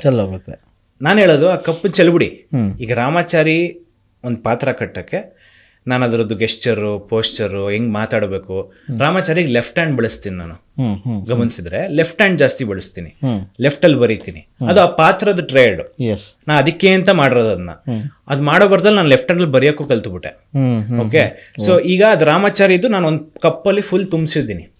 ಈಗ ನಾನು ನೆಕ್ಸ್ಟ್ ಪಾತ್ರಕ್ಕೆ ಹೋದಾಗ ಅದನ್ನ ಫುಲ್ ಚೆಲ್ಲಬೇಕು, ಇಲ್ಲಾಂದ್ರೆ ಈ ಹೊಸದಾಗ ಏನ್ ತುಂಬಿಸ್ಲಿ, ಜಾಗ ಇರಲ್ಲ. S, correct. ಸೊ ನಾವು ಎಷ್ಟು ಖಾಲಿ ಮಾಡ್ಕೋತೀವೋ. ಈ ಹಾಡಿದೆಯಲ್ಲ, ಮುಚ್ಚುಮರೆ ಇಲ್ಲದೆ ನಿನ್ನ ಮುಂದೆಲ್ಲವನು ಬಿಚ್ಚಿಡುವೆ ಓ ಗುರುವೆ ಅಂತರಾತ್ಮ. ಅಂದ್ರೆ ನಾವು ಏನು ಮುಚ್ಚುಮರೆ ಇಲ್ಲದೆ ಬಿಚ್ಚಿಡ್ಬೇಕು. ಯಾರಿಗೆ ಬಿಚ್ಚಿಡ್ಬೇಕು? ಜನರಿಗಲ್ಲ, ನಮಗೆ ನಮ್ಮ ಅಂತರಾತ್ಮಕ್ಕೆ ಬಿಚ್ಚಿಟ್ಬಿಟ್ರೆ ಹೊಸ ವಿಷಯಗಳು ಕಲಿತಾ ಹೋಗ್ತೀವಿ, ಜಾಗ ಇರುತ್ತೆ ತುಂಬಿಸ್ಕೊಳಕ್ಕೆ, ಅಂಡ್ ಸದಾಕಾಲ ಬೆಳೀತಾ ಇರ್ತೀವಿ. ನಮ್ಮ ತಲೆಗೆ ಒಂದು ಈಗೋ ಒಂದು ಬಂದ್ಬಿಟ್ರೆ ಸರ್, ಮಪ್ರಾಣೆ ಅಷ್ಟೇ, ಫಿಕ್ಸ್ ಆಗ್ಬಿಡುತ್ತೆ, ಅಲ್ಲಿಂದ ಮೇಲೆ ಹೋಗಕ್ಕೆ ಆಗಲ್ಲ. ಎಸ್, ಅಲ್ಲ ಇಷ್ಟೆಲ್ಲ ನೀವು ಅಧ್ಯಾತ್ಮ ಬಗ್ಗೆ ಮಾತಾಡ್ತೀವಿ ಅಂದ್ರೆ ತುಂಬಾ ಅಧ್ಯಾತ್ಮದ ಒಲವಿದೆಯಾ ಅಂತ? ಆಧ್ಯಾತ್ಮ ಅಂತಲ್ಲ ಸರ್, ಅಂದ್ರೆ ಏನು ಗೊತ್ತಿಲ್ಲ ನನಗೆ ಸಿಕ್ಕಿದ ಫ್ರೆಂಡ್ಸ್ ಆಗ್ಲಿ ಅಥವಾ ನನಗೆ ಸಿಕ್ಕಿದ ಅನುಭವ ಆಗ್ಲಿ ಒಂದ್ ಸ್ವಲ್ಪ ವಯಸ್ಸಿಗಿಂತ ಜಾಸ್ತಿ ಮೆಚೂರ್ ಮಾಡ್ಬಿಡ್ತು ಮಾತುಗಳಲ್ಲಿ. ಹೌದು, ಅದು ಸ್ವಲ್ಪ ಜಾಸ್ತಿ ಆಗಿ ನನಗೆ ಈಗೆಲ್ಲ ಈಗ 27 ವರ್ಷಕ್ಕೆ ನಾನು 35 ತರ ಆಡ್ತಾ ಇದ್ದೀನಿ ಅಷ್ಟೇ. ಅದೊಂದು ಬಟ್ ಅದೇ ಆಧ್ಯಾತ್ಮ ಅಥವಾ ದೇವರು ಒಂದು ಬಂದಾಗ ಸರ್, ನನಗೆ ಒಂದು ಎನರ್ಜಿ ನಂಬ್ತೀನಿ ಸರ್ ನಾನು. ಋತ್ವಿಕ್ ನಾಸ್ತಿಕರ ಆಸ್ತಿಕರ? ಆಸ್ತಿಕ 100% ದೇವ್ರ ನಂಬ್ತೀನಿ ನಾನು. ಬಟ್ ಅದಕ್ಕೆ ರೂಪ ಕೊಡೋದು ಬಿಟ್ಟಿದ್ದು ಅದು ಅವ್ರವ್ರಿಗೆ ಬಿಟ್ಟಿದ್ದು. ಅದಕ್ಕೊಬ್ರು ಕಲ್ಲು ವಿಗ್ರಹ ಕೊಡ್ತಾರೆ, ಅದಕ್ಕೊಬ್ರು ಹಿಂಗ್ ನಿಲ್ಲಿಸ್ತಾರೆ, ಇನ್ನೊಬ್ರು ಹಿಂಗ್ ಅಂತಾರೆ, ಮುಗಿದೋಯ್ತು. ಬಟ್ ಅದು ಆ ಎನರ್ಜಿ ಇದೆಯಲ್ಲ, ಅದನ್ನ 100% ನಂಬ್ತೀನಿ ನಾನು. ಪ್ರಕೃತಿಲಿದೆ ಎನರ್ಜಿ, ಅಥವಾ ಆ ದೇವಸ್ಥಾನಗಳಲ್ಲಿದೆ, ಗುಡಿಗಳಲ್ಲಿದೆ, ಚರ್ಚ್ಗಳಲ್ಲಿದೆ, ಮಸೀದಿಗಳಲ್ಲಿದೆ. ಸೊ ಅದೆಲ್ಲ ಫೋಕಸ್ ಪಾಯಿಂಟ್ಗಳು. ಸೊ ನಾನು ನಂಬೋದು ಇಷ್ಟೇ ಸರ್, ನೀವು ಮನ್ಸಾರೆ ಆ ಎನರ್ಜಿಗೆ ನನಗಿದು ಬೇಕು ಅಂತ ಏನು ಕೇಳ್ತೀರಾ, ಒಂದು. ಎರಡನೇದು, ಅದು ಆಲ್ರೆಡಿ ಸಿಕ್ಕಿದೆ ಅಂತ ನಂಬ್ಕೊಂಡು ಬದುಕ್ತೀರಾ. ಮೂರನೇದು, ಅದಕ್ಕೋಸ್ಕರ ಕೆಲಸ ಮಾಡ್ತೀರಾ. ಅವಾಗ 100% ನೀವು ಅನ್ಕೊಂಡಿದ್ದೆಲ್ಲ ಆಗತ್ತೆ ಸರ್. ಅದು ಸಿಕ್ಕೇ ಸಿಗುತ್ತೆ. ಪಾಸಿಟಿವ್ ಆಗಿರ್ಬೇಕು. ನಾನು ನನ್ನ ಲೈಫಲ್ಲಿ ಒಂದು ಆಲ್ಮೋಸ್ಟ್ ಅದನ್ನ 5 ವರ್ಷದಿಂದ ನಾನು ನೋಡ್ತಾ ಇದ್ದೀನಿ ಲೈವ್ ಆಗಿ. ನನಗೆ ಇದು ಬೇಕು ಅಂತ ಕೇಳಿದ್ರೆ ಅದು ನನಗೆ ಸಿಗುತ್ತೆ ಸರ್. ನೀವು ನಂಬ್ತಿರೋ ಬಿಡ್ತಿರೋ, ಒಂದು ವಾರದ ಮುಂಚೆ ಯಾವುದು ಇಂಟರ್ವ್ಯೂಗಳು ಮಾಡಿಲ್ವಲ್ಲ, ಪಾಡ್ಕಾಸ್ಟ್ ಥರ ಯಾವುದು ಮಾಡಿಲ್ವಲ್ಲ, ತುಂಬ ದಿವಸ ಆಗಿತ್ತು ನಾನು ಈ ಥರ ಇಂಟರ್ವ್ಯೂ ಮಾಡಿ, ಯಾವುದು ಆಗಿಲ್ವಲ್ಲ, ಒಂದು ಮಾಡಬೇಕು ಅನಿಸ್ತಾ ಇದೆ, ಬರುತ್ತೆ, ಬೇಗ ಬರುತ್ತೆ, ಮಾಡ್ತೀನಿ ಅದನ್ನ ಅಂತ ಒಂದು ವಾರದ ಮುಂಚೆ ಅನ್ಕೊಂಡೆ. ಇವತ್ತು ಕೂತಿದ್ದೀವಿ. ದಟ್ ಈಸ್ ಇದದು. ಎಸ್, ಬಟ್ ನಂಬಿಕೆ ಬಿಡಬಾರ್ದು. ಅದು ಆಲ್ರೆಡಿ ಸಿಕ್ಕಿದೆ ಅಂತ ಬದುಕಬೇಕು ಸರ್. ಈಗ ನಾನು ಬಂದಿರೋದು ವೋಕ್ಸ್ವ್ಯಾಗನ್ ವೆಂಟೋ, 15 ಲಕ್ಷದ ಕಾರು. ನಾನು ಏನು ನಂಬ್ತಾ ಇದ್ದೀನಿ ಅಂದರೆ ನಾನು 6.5 ಕೋಟಿದು ರೇಂಜ್ ರೋವರ್ ಆಟೋಬಯೋಗ್ರಫಿಲಿ ಬಂದಿದ್ದೀನಿ ಅಂತಲೇ ನಂಬ್ತಿರೋದು ನಾನು. ಒಂದು 5 ವರ್ಷ ಆದಮೇಲೆ ಬಂದಿರೋದು ಸರ್, ಹೇಳ್ತೀನಿ ನಾನು ನಿಮಗೆ. ಆಗಲಿ ಹಂಗೆ ಆಗಲಿ ಪ್ರತೀಕ್, ಒಳ್ಳೆಯದು. ಆಮೇಲೆ ರಂಗಭೂಮಿಯಿಂದ ಅಷ್ಟೆಲ್ಲ ಕಲ್ತವರು, ಅಪ್ಪ ಡೈರೆಕ್ಟ್ರು, ಪ್ರೊಡಕ್ಷನ್ ಕಂಪ್ನಿ ಇದೆ, ಮನೇಲಿ ಎಲ್ಲ ಇದೆ, ಸಿನಿಮಾಗೆ ಹೋಗ್ಬೋದಿತ್ತು, ಸೀರಿಯಲ್ಗೆ ಬಂದಿದ್ದು ಯಾಕೆ ಅನ್ನೋ? ಅಂದರೆ ನನ್ನ ಗುರಿ ಇದ್ದಿದ್ದೆ ಸಿನಿಮಾ ಸರ್. ನನಗೆ ಸಿನಿಮಾ ಒಲವು ಬೆಳೀತು. ಅಂದರೆ ಆ್ಯಕ್ಟರ್ ಆಗಬೇಕು ಅಂತ ನನಗೆ ಆಸೆ. ನನಗೆ ಈಗಲೂ ಒಂದು ದೊಡ್ಡ ಹೀರೋ ಆಗಬೇಕು ಅದು ಇಲ್ಲ. ಹೀರೋ ಆಗ್ಬೋದು, ಯಾರು ಬೇಕಾದರೂ ಆಗ್ಬಿಡ್ಬೋದು, ಬಟ್ ಒಬ್ಬ ಆ್ಯಕ್ಟರ್ ಆಗಿ ನಿಲ್ಲೋದಿದೆಯಲ್ಲ, ಯಾವ ಪಾತ್ರ ಕೊಟ್ಟರು ಅವ್ನು ತಿಂತಾನೆ ಅನ್ನೋದಿದೆಯಲ್ಲ, ಅದು ಗೆಲುವು, ನಿಜವಾದ ಗೆಲುವು ಅದು ಒಬ್ಬ ಆ್ಯಕ್ಟರ್ಗೆ. ಓಕೆ, ರಿತಿಕ್ ಹೀರೋನೇ ಆಗ್ಬೇಕಾ ಅಥವಾ ವಿಲನ್ ಆದ್ರೂ ಓಕೆನಾ? ನಾವು ವಿಲನ್ ಆದ್ರೂ ತುಂಬಾ ಇಷ್ಟ ಸರ್. ಅಲ್ಲ, ಆಲ್ರೆಡಿ ಕಟ್ಔಟ್ ಬೇರೆ, ಹೀರೋ ಆಗ್ಬೋದಲ್ಲ ಅಂತ. ಹೀರೋನೇ ಆಗ್ಬೇಕು ಅಂತಿರೋದು, ಬಟ್ ಅದಲ್ಲದೆ ನಾನು ವಿಲನ್ ಆಗೋಕ್ಕೂ ತುಂಬ ನನಗೆ, ಯಾಕಂದ್ರೆ ನಾಟಕದಲ್ಲಿ ನೆಗೆಟಿವ್ ಪಾತ್ರಗಳೇ ಜಾಸ್ತಿ ಮಾಡಿರೋದು ನಾನು. ಓಕೆ, ದುರ್ಯೋಧನ ಆಗ್ಲಿ ಅಥವಾ ರಾವಣ ಆಗ್ಲಿ, ನಿಮ್ಮ ಐಟು ಪರ್ಸನಾಲಿಟಿ ನೋಡಿದ್ರೆ ಅದನ್ನೇ ಕೊಟ್ಬಿಡ್ತಾರ ಅಂತ. ನನಗೆ ನೆಗೆಟಿವ್ ಅಂದ್ರೆ ಏನಾಗುತ್ತೆ, ಪಾಸಿಟಿವ್ ಪಾತ್ರ ಅಂದ್ರೆ ಈಗ ರಾಮಾಚಾರಿ, ಅವ್ನು ಹಿಂಗೆ ಕೂರ್ತಾನೆ, ಹಿಂಗೆ ಮಾತಾಡ್ತಾನೆ, ಸಾಫ್ಟ್ ಆಗಿ ಮಾತಾಡ್ಬೇಕು, ಇಷ್ಟು ಒಂದು ರಿಸ್ಟ್ರಿಕ್ಷನ್ ಇರುತ್ತೆ ಪಾಸಿಟಿವ್ ಹೀರೋಗೆ. ಎಸ್, ವಿಲನ್ಗೆ ಏನಿಲ್ಲ, ಅಬ್ಬರಿಸ್ಬಿಡು, ಏನು ಬೇಕಾದ್ರೆ ಮಾಡ್ಬೋದು, ಅವ್ನು ಏನ್ ಮಾಡಿದ್ರು ಓಕೆ, ವಿಲನ್, ಅದಕ್ಕೆ ವಿಲನ್ ಅನ್ನೋದು. ಸೊ ನನಗೆ ನೆಗೆಟಿವ್ ಪಾತ್ರಗಳು ಒಲವು ಜಾಸ್ತಿ. ಓಕೆ, ಬಟ್ ಅದೆಲ್ಲದನ್ನು ಮೀರಿ ನಾನೊಂದು ಒಳ್ಳೆ ಆಕ್ಟರ್ ಆಗಿ ಗೆಲ್ಲಬೇಕು ಅಂತ ಆಸೆ. ಸೊ ಹಾಗೆ ಸೀರಿಯಲ್ ಆಯ್ಕೆ ನಿಮ್ದು ರೈಟ್ ಅಂತೀರಿ? ಎಸ್, ನನಗೆ ಅದು ಸೀರಿಯಲ್ಲು, ರಂಗಭೂಮಿ, ಸಿನಿಮಾ, ವೆಬ್ ಸೀರೀಸು ಡಿಫ್ರೆನ್ಶಿಯೇಟ್ ಮಾಡಲ್ಲ ಸರ್. ನಾನು ಕ್ಯಾಮ್ರಾ ರೋಲ್ ಆಯ್ತಾ, ನಾನು ಆಕ್ಟ್ ಮಾಡ್ತಾ ಇದ್ದೀನ, ಆ ಕ್ಷಣ ಬದುಕ್ತಾ ಇದ್ದೀನ ಪಾತ್ರವಾಗಿ, ಅದು ನನಗೆ ಗೆಲುವು. ಅದು ಭಾಷೆನೂ ಮ್ಯಾಟರ್ ಆಗಲ್ಲ, ಅದು ತೆಲುಗು ಆಗಿರ್ಲಿ, ತಮಿಳ್ ಆಗಿರ್ಲಿ, ಕನ್ನಡ ಆಗಿರ್ಲಿ, ಮಲಯಾಳಂ ಆಗಿರ್ಲಿ, ಕಲೆ ಅಷ್ಟೇ. ಎಸ್, ಫೈನಲಿ ಅದೇ ಅಲ್ವಾ. ಇಲ್ಲಿ ಗಟ್ಟಿಯಾಗಿ ನೆಲೆ ಊರ್ಬೋದು ಅಂತ ನಿಮ್ಗೆ ಅನ್ಸ್ಬಿಡ್ತಾ ಈ ಫೀಲ್ಡ್ ಅಲ್ಲ? 100% ಸರ್. ಈ ಫೀಲ್ಡ್ಲಿ ತುಂಬಾ ತುಂಬಾ ಆಪ್ಷನ್ಸ್ ಇದೆ. ತುಂಬಾ ಅಂದ್ರೆ ಕಲಾದೇವತೆ ಕೈ ಹಿಡಿದು ತಪ್ಕೋತಾಳಂತೆ ನಮ್ಮನ್ನ. ಅಂದ್ರೆ ನೀವು ಶ್ರದ್ಧೆಯಿಂದಿದ್ರೆ she will hug you and keep you there safe. So ಹಾಗಾಗಿ ಈ ಫೀಲ್ಡಲ್ಲಿ ತುಂಬಾ ತುಂಬಾ ಆಪ್ಷನ್ಸ್ ಇದೆ. ಇದೊಂದು ಕರಿಯರ್ ಆಗಿ ತಗೋಬಹುದು ಜನ. ಆಕ್ಟಿಂಗ್ ಮೇಲೆ ಒಲವಿರೋರು ಅಥವಾ ಈ ಫೀಲ್ಡ್ ಬರಬೇಕು ಅಂತಿರೋರು ದಯವಿಟ್ಟು ಬನ್ನಿ. ಈ ಫೀಲ್ಡ್ ತುಂಬಾ ಚೆನ್ನಾಗಿದೆ. ಚೆನ್ನಾಗಿದೆ, ಕರೆಕ್ಟ್. ಆದ್ರೆ ಎಲ್ಲರೂ ಕೈ ಬೀಸ್ಕರಿಯುತ್ತೆ, ಆದ್ರೆ ಅಪ್ಕೊಳ್ಳೋದು ಮಾತ್ರ ಒಂದಿಷ್ಟು ಜನ ಮಾತ್ರ.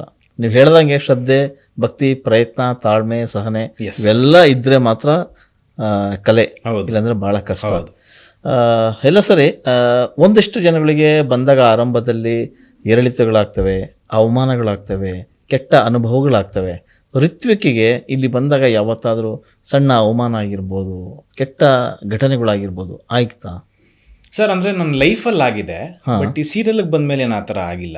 ಲೈಫಲ್ಲಿ ಅಂದ್ರೆ ಯಾವ ಥರ? ಈ ಎಷ್ಟೋ ಜನ, ಈಗ ನಾನು ಮುಂಚೆ ತುಂಬಾ ದಪ್ಪ ಇದ್ದೆ, ಹಿಯಾಳ್ಸೋರು, ಹೌದು, ಅದಕ್ಕೆ ಸಣ್ಣ ಅದೇ. ಪ್ಲಸ್ ಎಷ್ಟು ತೂಕ ಇದ್ರಿ ನೀವು? ನಾನು 128 ಇದ್ದೆ ಸರ್. ಆಮೇಲೆ ಸೀರಿಯಲ್ಗೋಸ್ಕರ ನೀವು ಸಣ್ಣ ಆಗಿದ್ರಿ? ಎಸ್, ಸೀರಿಯಲ್ಗೋಸ್ಕರ 90ಕ್ಕೆ ಬಂದೆ. ಈಗ 7,000 ಎಲ್ಲ ನೋಡಿ ಏನಂತಾರೆ? ಇಲ್ಲ, ನಮಗಂಥವ್ರು ಬೇಕು ಸರ್. ನಮಗೆ ಪುಷ್ ಮಾಡೋದೇ ಅವರು. ಈಗ ಅವರು ಒಳ್ಳೆಯವರೇ ಆಗಿರ್ತಾರೆ, ನಮ್ಮ ಬೆಸ್ಟ್ ಫ್ರೆಂಡ್ಸೇ ಆಗಿರ್ತಾರೆ, ಬಟ್ ಹೀಯಾಳ್ಸಿರ್ತಾರೆ. ನಾವು ಅದನ್ನ ನೆಗೆಟಿವ್ ಆಗಿ ತಗೊಂಡು ಅವ್ರ ಮೇಲೆ ಜಿತ್ ಸಾಧಿಸೋದ್ರಿಂದ ಏನು ಪ್ರಯೋಜನ ಇಲ್ಲ. ಹೇಳ್ತಿರೋದು ನಿಜ ಅಲ್ವಾ? ದಪ್ಪ ಇದೆಯಾ, ದಪ್ಪ ಅಂದ್ರೆ ರೇಗಿಸ್ತಾನೆ, ಇನ್ನೇನು ಸಣ್ಣ ಇದ್ದ ದಪ್ಪ ಅಂದ್ರೆ ರೇಗಿಸ್ತಾನ. ಕರೆಕ್ಟ್, ಲಾಜಿಕ್ ಮಾತಾಡ್ತಾ ಇದ್ದ ನಾನು. ಸೊ ಅದನ್ನ ಹರ್ಟ್ ಮಾಡ್ಕೊಳ್ಳದೆ ಪಾಸಿಟಿವ್ ಆಗಿ ತಗೊಂಡ್ಬಿಟ್ರೆ ನಮ್ಗೆ ಒಳ್ಳೇದು. ನೆಕ್ಸ್ಟ್ ಹೋಗಿ ಥ್ಯಾಂಕ್ಸ್ ಹೇಳ್ಬೋದು ಅವ್ರಿಗೆ, ಇವತ್ತು ಹೇಳ್ದೆ ಗುರು ಇವಾಗ ಸಣ್ಣಾಗಿದ್ದೀನಿ ಅಂತ. ಅದು ನೀವು ಅವಮಾನ ಅಂತ ತಗೊಳ್ಳಿಲ್ಲ? ತಗೊಳಲ್ಲ ಸರ್, ನಾನು ಯಾವುದೂ ಅವಮಾನ ಅಂತ ತಗೊಳಲ್ಲ. ಅಂದ್ರೆ ಅದೊಂದು ಸ್ವಲ್ಪ ತೀರಾ ಒಳ್ಳೆಯವರಾದ್ರೂ ಕಷ್ಟ ಅಂತಲ್ಲ, ಸ್ವಲ್ಪ. ಹೌದು, ಅದು ಈಗೀಗ ಒಂದ್ ಸ್ವಲ್ಪ ಮಾತಾಡಕ್ ಕಲ್ತಿದ್ದೀನಿ. ಅಂಡ್ ಎಲ್ಲಾ ಕಡೆ ಒಳ್ಳೆಯವನಾಗಿರಲ್ಲ, ಬಟ್ ನನ್ ಗುಣನೇ ಅಂತದ್ದು. ಅದು ಅವಮಾನ ಅಂತ ಅದು ಆ ಥಾಟು ಬರಲ್ಲ ನನಗೆ. ಏನೋ ಹೇಳ್ತಾ ಇರೋದ್ರಲ್ಲಿ ಸತ್ಯ ಇದೆ, ಕೇಳ್ತೀನಿ, ಇಲ್ಲಾಂದ್ರೆ ಇಲ್ಲಿ ಕೇಳಿ ಹೇಳ್ಬಿಟ್ಬಿಡ್ತೀನಿ ಅಷ್ಟೇ. ಓಕೆ, ಯಾರಾದರೂ ಒಂದು ಹಂತಕ್ಕೆ ಬಂದು ಅವರು ಬೆಳೆದ ನಂತರ ಒಂದಿಷ್ಟು ಜನಗಳ ಹೆಸರು ಬರುತ್ತೆ, ನನಗೆ ಸಪೋರ್ಟ್ ಮಾಡಿದ್ದೀವರು, ಅವರು ಕೈ ಹಿಡಿದವರು ಅಂತ. ಇಲ್ಲಿ ಗಾಡ್ ಫಾದರ್ ಯಾರು, ಕೈ ಹಿಡಿದವರು ಯಾರು? ಸ್ನೇಹಿತರ, ಅಪ್ಪನ, ಅಮ್ಮನ, ಅಥವಾ ಬೇರೆ? ಸರ್, ನಾನು ಇದು ಬರೀ ಆ್ಯಕ್ಟಿಂಗ್ ಕರಿಯರ್ ಅಲ್ಲ ಸರ್, ಜೀವನಕ್ಕೆ ಒಂದು 5 ಮಂತ್ರ ಇಟ್ಕೊಂಡಿದ್ದೀನಿ ಸರ್. ಓಕೆ. ನಂಬರ್ 1, ಹುಚ್ಚು ಕನಸುಗಳನ್ನ ಕಾಣಬೇಕು ಸರ್. ಯಾವ ಲೆವೆಲ್ ಹುಚ್ಚತನ ಇರ್ಬೇಕು ಆ ಕನಸಲ್ಲಿ ಅಂದರೆ, ಯಾವನಾರು ಬಂದ್ಬಿಟ್ಟು ಆ ಕನ್ಸು ನಿನ್ನ ಕನ್ಸು ಕೇಳಿದ್ರೆ ಏನಯ್ಯ ಹೇಳ್ತಾ ಇದೀಯಾ, ನಿನ್ಗೆ ಆಗುತ್ತೇನಯ್ಯ, ಗಾಬರಿ ಆಗ್ಬಿಡ್ಬೇಕು. ಗಾಬರಿ ಆಗ್ಬಿಡು, ಅವ್ರಿಗೆ ಹುಚ್ಚ ಅನ್ಕೊಬಿಡ್ಬೇಕು. ಹ್ಮ್ ನಿನಗೆ ಮಲಗಿದ್ರು ಅದೇ ನೆನ್ಪು ಬರಬೇಕು, ಕೂತಿದ್ರು ಅದೇ ನೆನ್ಪು ಬರಬೇಕು. ಆ ಹುಚ್ಚು ಕನಸು ನೀವು ಕಣ್ಣು ಕಟ್ಟದಂಗೆ ಇರಬೇಕು. ಓಕೆ. ಎರಡನೇದು ಸರ್, ಆ ಕನಸನ್ನ ಗುರಿ ಮಾಡ್ಕೋಬೇಕು. ಸುಮ್ಮನೆ ಕನ್ಸ್ಕೊಂಡ್ರೆ ಪ್ರಶ್ನೆ ಇಲ್ಲ. ಆ ಕನಸನ್ನು ಗುರಿ ಮಾಡ್ಕೊಂಡಾಗ ನಾವು ಎಷ್ಟು ಹೆಜ್ಜೆ ಇಟ್ರೆ ಆ ಗುರಿ ಮುಟ್ತೀವಿ ಅನ್ನೋದು ಕ್ಲಾರಿಟಿ ಬಂದ್ಬಿಡುತ್ತೆ ಜೀವನದಲ್ಲಿ. ಮೂರನೇದು, ಕಷ್ಟಪಟ್ಟು ಕೆಲಸ ಮಾಡ್ಬೇಕು ಸರ್. ಈಗ ನೀವು ಹೇಳಿದ್ರಲ್ಲ, ಬ್ಯಾಕಿಂಗು, ಅವ್ರ ತಮ್ಮನ ಮಗ, ಇವರ ಮಗ, ಅಥವಾ ಅಷ್ಟು ದುಡ್ಡಿದೆ, ಪೊಲಿಟಿಷಿಯನ್ ಇನ್ಫ್ಲುಯೆನ್ಸ್, ವರ್ಕೇ ಆಗಲ್ಲ ಅದು. ಓಕೆ. ನಾವು ಆ ಕ್ಷಣಕ್ಕೆ ವರ್ಕ್ ಆಗುತ್ತೆ ಅಂತ ಅನ್ಕೊಂಡಿರ್ತೀವಿ, ಆ ಕ್ಷಣಕ್ಕೆ ಎತ್ತೆಸಿದ ಮೇಲೆ ವಾಪಸ್ ಹಂಗೆ ಬಿದ್ದೋಗ್ತೀವಿ. ಆದ್ರೆ ಯಾವಾಗ ನಾವು ಶ್ರಮ ಹಾಕ್ತೀವಿ, ನಮ್ಮ ಫೌಂಡೇಶನ್ ಗಟ್ಟಿ ಆಗ್ತಾ ಹೋಗುತ್ತೆ. ಆ ಶ್ರಮ, ಸ್ಟ್ರಗಲ್ಲು ಎಲ್ಲವೂ ಫೌಂಡೇಶನ್ ಗಟ್ಟಿ ಮಾಡೋದಂಥದ್ದೇ. ಈಗ ಇದ್ರದ್ದು ಎರಡು ಇಲಿ ಕತೆ ಇದೆ. ಒಂದು ಅಡುಗೆ ಮನೆಯಲ್ಲಿ ಒಂದು ಬೌಲ್ ಇತ್ತು, ಬೌಲ್ ಫುಲ್ ಮೊಸರು ಇತ್ತು. ಆ ಮೊಸರು ಬೌಲಲ್ಲಿ 2 ಇಲಿ ಬಿದ್ದೋಯ್ತು. ಈಗ ಒಂದು ಇಲಿ ಒದ್ದಾಡಿ ಉಸಿರಾಡೋಕ್ಕಾಗದೆ, ಅಯ್ಯೋ ಬಿದ್ದೋಗಿದ್ದೀನಿ, ಮೋಸ್ಟ್ಲಿ ನನ್ನ ಲೈಫ್ ಇಷ್ಟೇ ಇರಬೇಕು, ನನ್ನ ಹಣೆಯಲ್ಲಿ ಬರ್ದಿರೋದೇ ಇಷ್ಟು ಅನಿಸುತ್ತೆ, ಆಗಲ್ಲ ನಂಗೆ ಇನ್ನು ಒದ್ದಾಡೋಕ್ಕೆ ಅಂತ ಮುಳುಗೋಯ್ತು. ಎರಡನೇ ಇಲಿ, ಏಯ್ ಗುರು, ನನಗೆ ಈ ಥರ ಎಲ್ಲ ಮೊಸರು ತಪ್ಪಲೆಲ್ಲಿ ಬಿದ್ದು ಸಾಯಕ್ಕಲ್ಲ, ನನ್ನ ಜೀವನದಲ್ಲಿ ಏನೇನೋ ಮಾಡಬೇಕು ಅನ್ಕೊಂಡಿದ್ದೀನಿ, ಆಸೆಗಳಿವೆ, ಹೆಂಗಾರು ಮಾಡಿ ಇಲ್ಲಿಂದ ಆಚೆ ಬರಬೇಕು ಅಂತ ಫುಲ್ ಒದ್ದಾಡಕ್ಕೆ ಶುರು ಮಾಡಿತು. ಬಿಡಲಿಲ್ಲ ಅದು ಒದ್ದಾಡಿ ಆ ತಪ್ಪಲಲ್ಲಿ ಇದ್ದಿದ್ದ ಮೊಸರನ್ನ ಅದು ಗೊತ್ತಿಲ್ದಿರಂಗೆ ಬೆಣ್ಣೆ ಕಡ್ದು ಬಿಡ್ತು. ಈಗ ಬೆಣ್ಣೆ ಗಟ್ಟಿ ಆಗ್ತಾ ಹೋದಂಗೆ ಇಲ್ಲಿಗೆ ಒಂದ್ ಸ್ವಲ್ಪ ಗ್ರಿಪ್ ಸಿಕ್ತು, ಆರಾಮಾಗಿ ಎದ್ದು ಆಚೆ ಬಂತು. ಆಚೆ ಬಂದು ವಾಪಸ್ ಹೋಗುವಾಗ ಸುಮ್ಮನೆ ಹಿಂದೆ ತಿರುಗಿ ನೋಡಿದ್ರೆ ತನಗ್ ಗೊತ್ತಿಲ್ಲದೆ ತಾನೇ ಕಡ್ದಿರೋ ಅಂತ ಬೆಣ್ಣೆ ಫುಲ್ ಪಾತ್ರೆ ತುಂಬಾ ಇದೆ. ಸೊ ಬಂದು ಹೊಟ್ಟೆ ತುಂಬಾ ಬೆಣ್ಣೆ ತಿನ್ಕೊಂಡು ಮನೆಗೆ ಹೋಯ್ತು. ನಾವೆಲ್ಲ 2ನೇ ಇಲಿ ಆಗ್ಬೇಕು ಸರ್. ಶ್ರಮ ಏನಾದ್ರೂ ಬಿಡೋದ್ ಬೇಡ, ಕಷ್ಟಪಟ್ಟು ಕೆಲಸ ಮಾಡ್ತೀನಿ. ವರ್ಕ್ ಇಸ್ ವರ್ಷಿಪ್ ಅಂತಾರಲ್ಲ, ಕರೆಕ್ಟ್.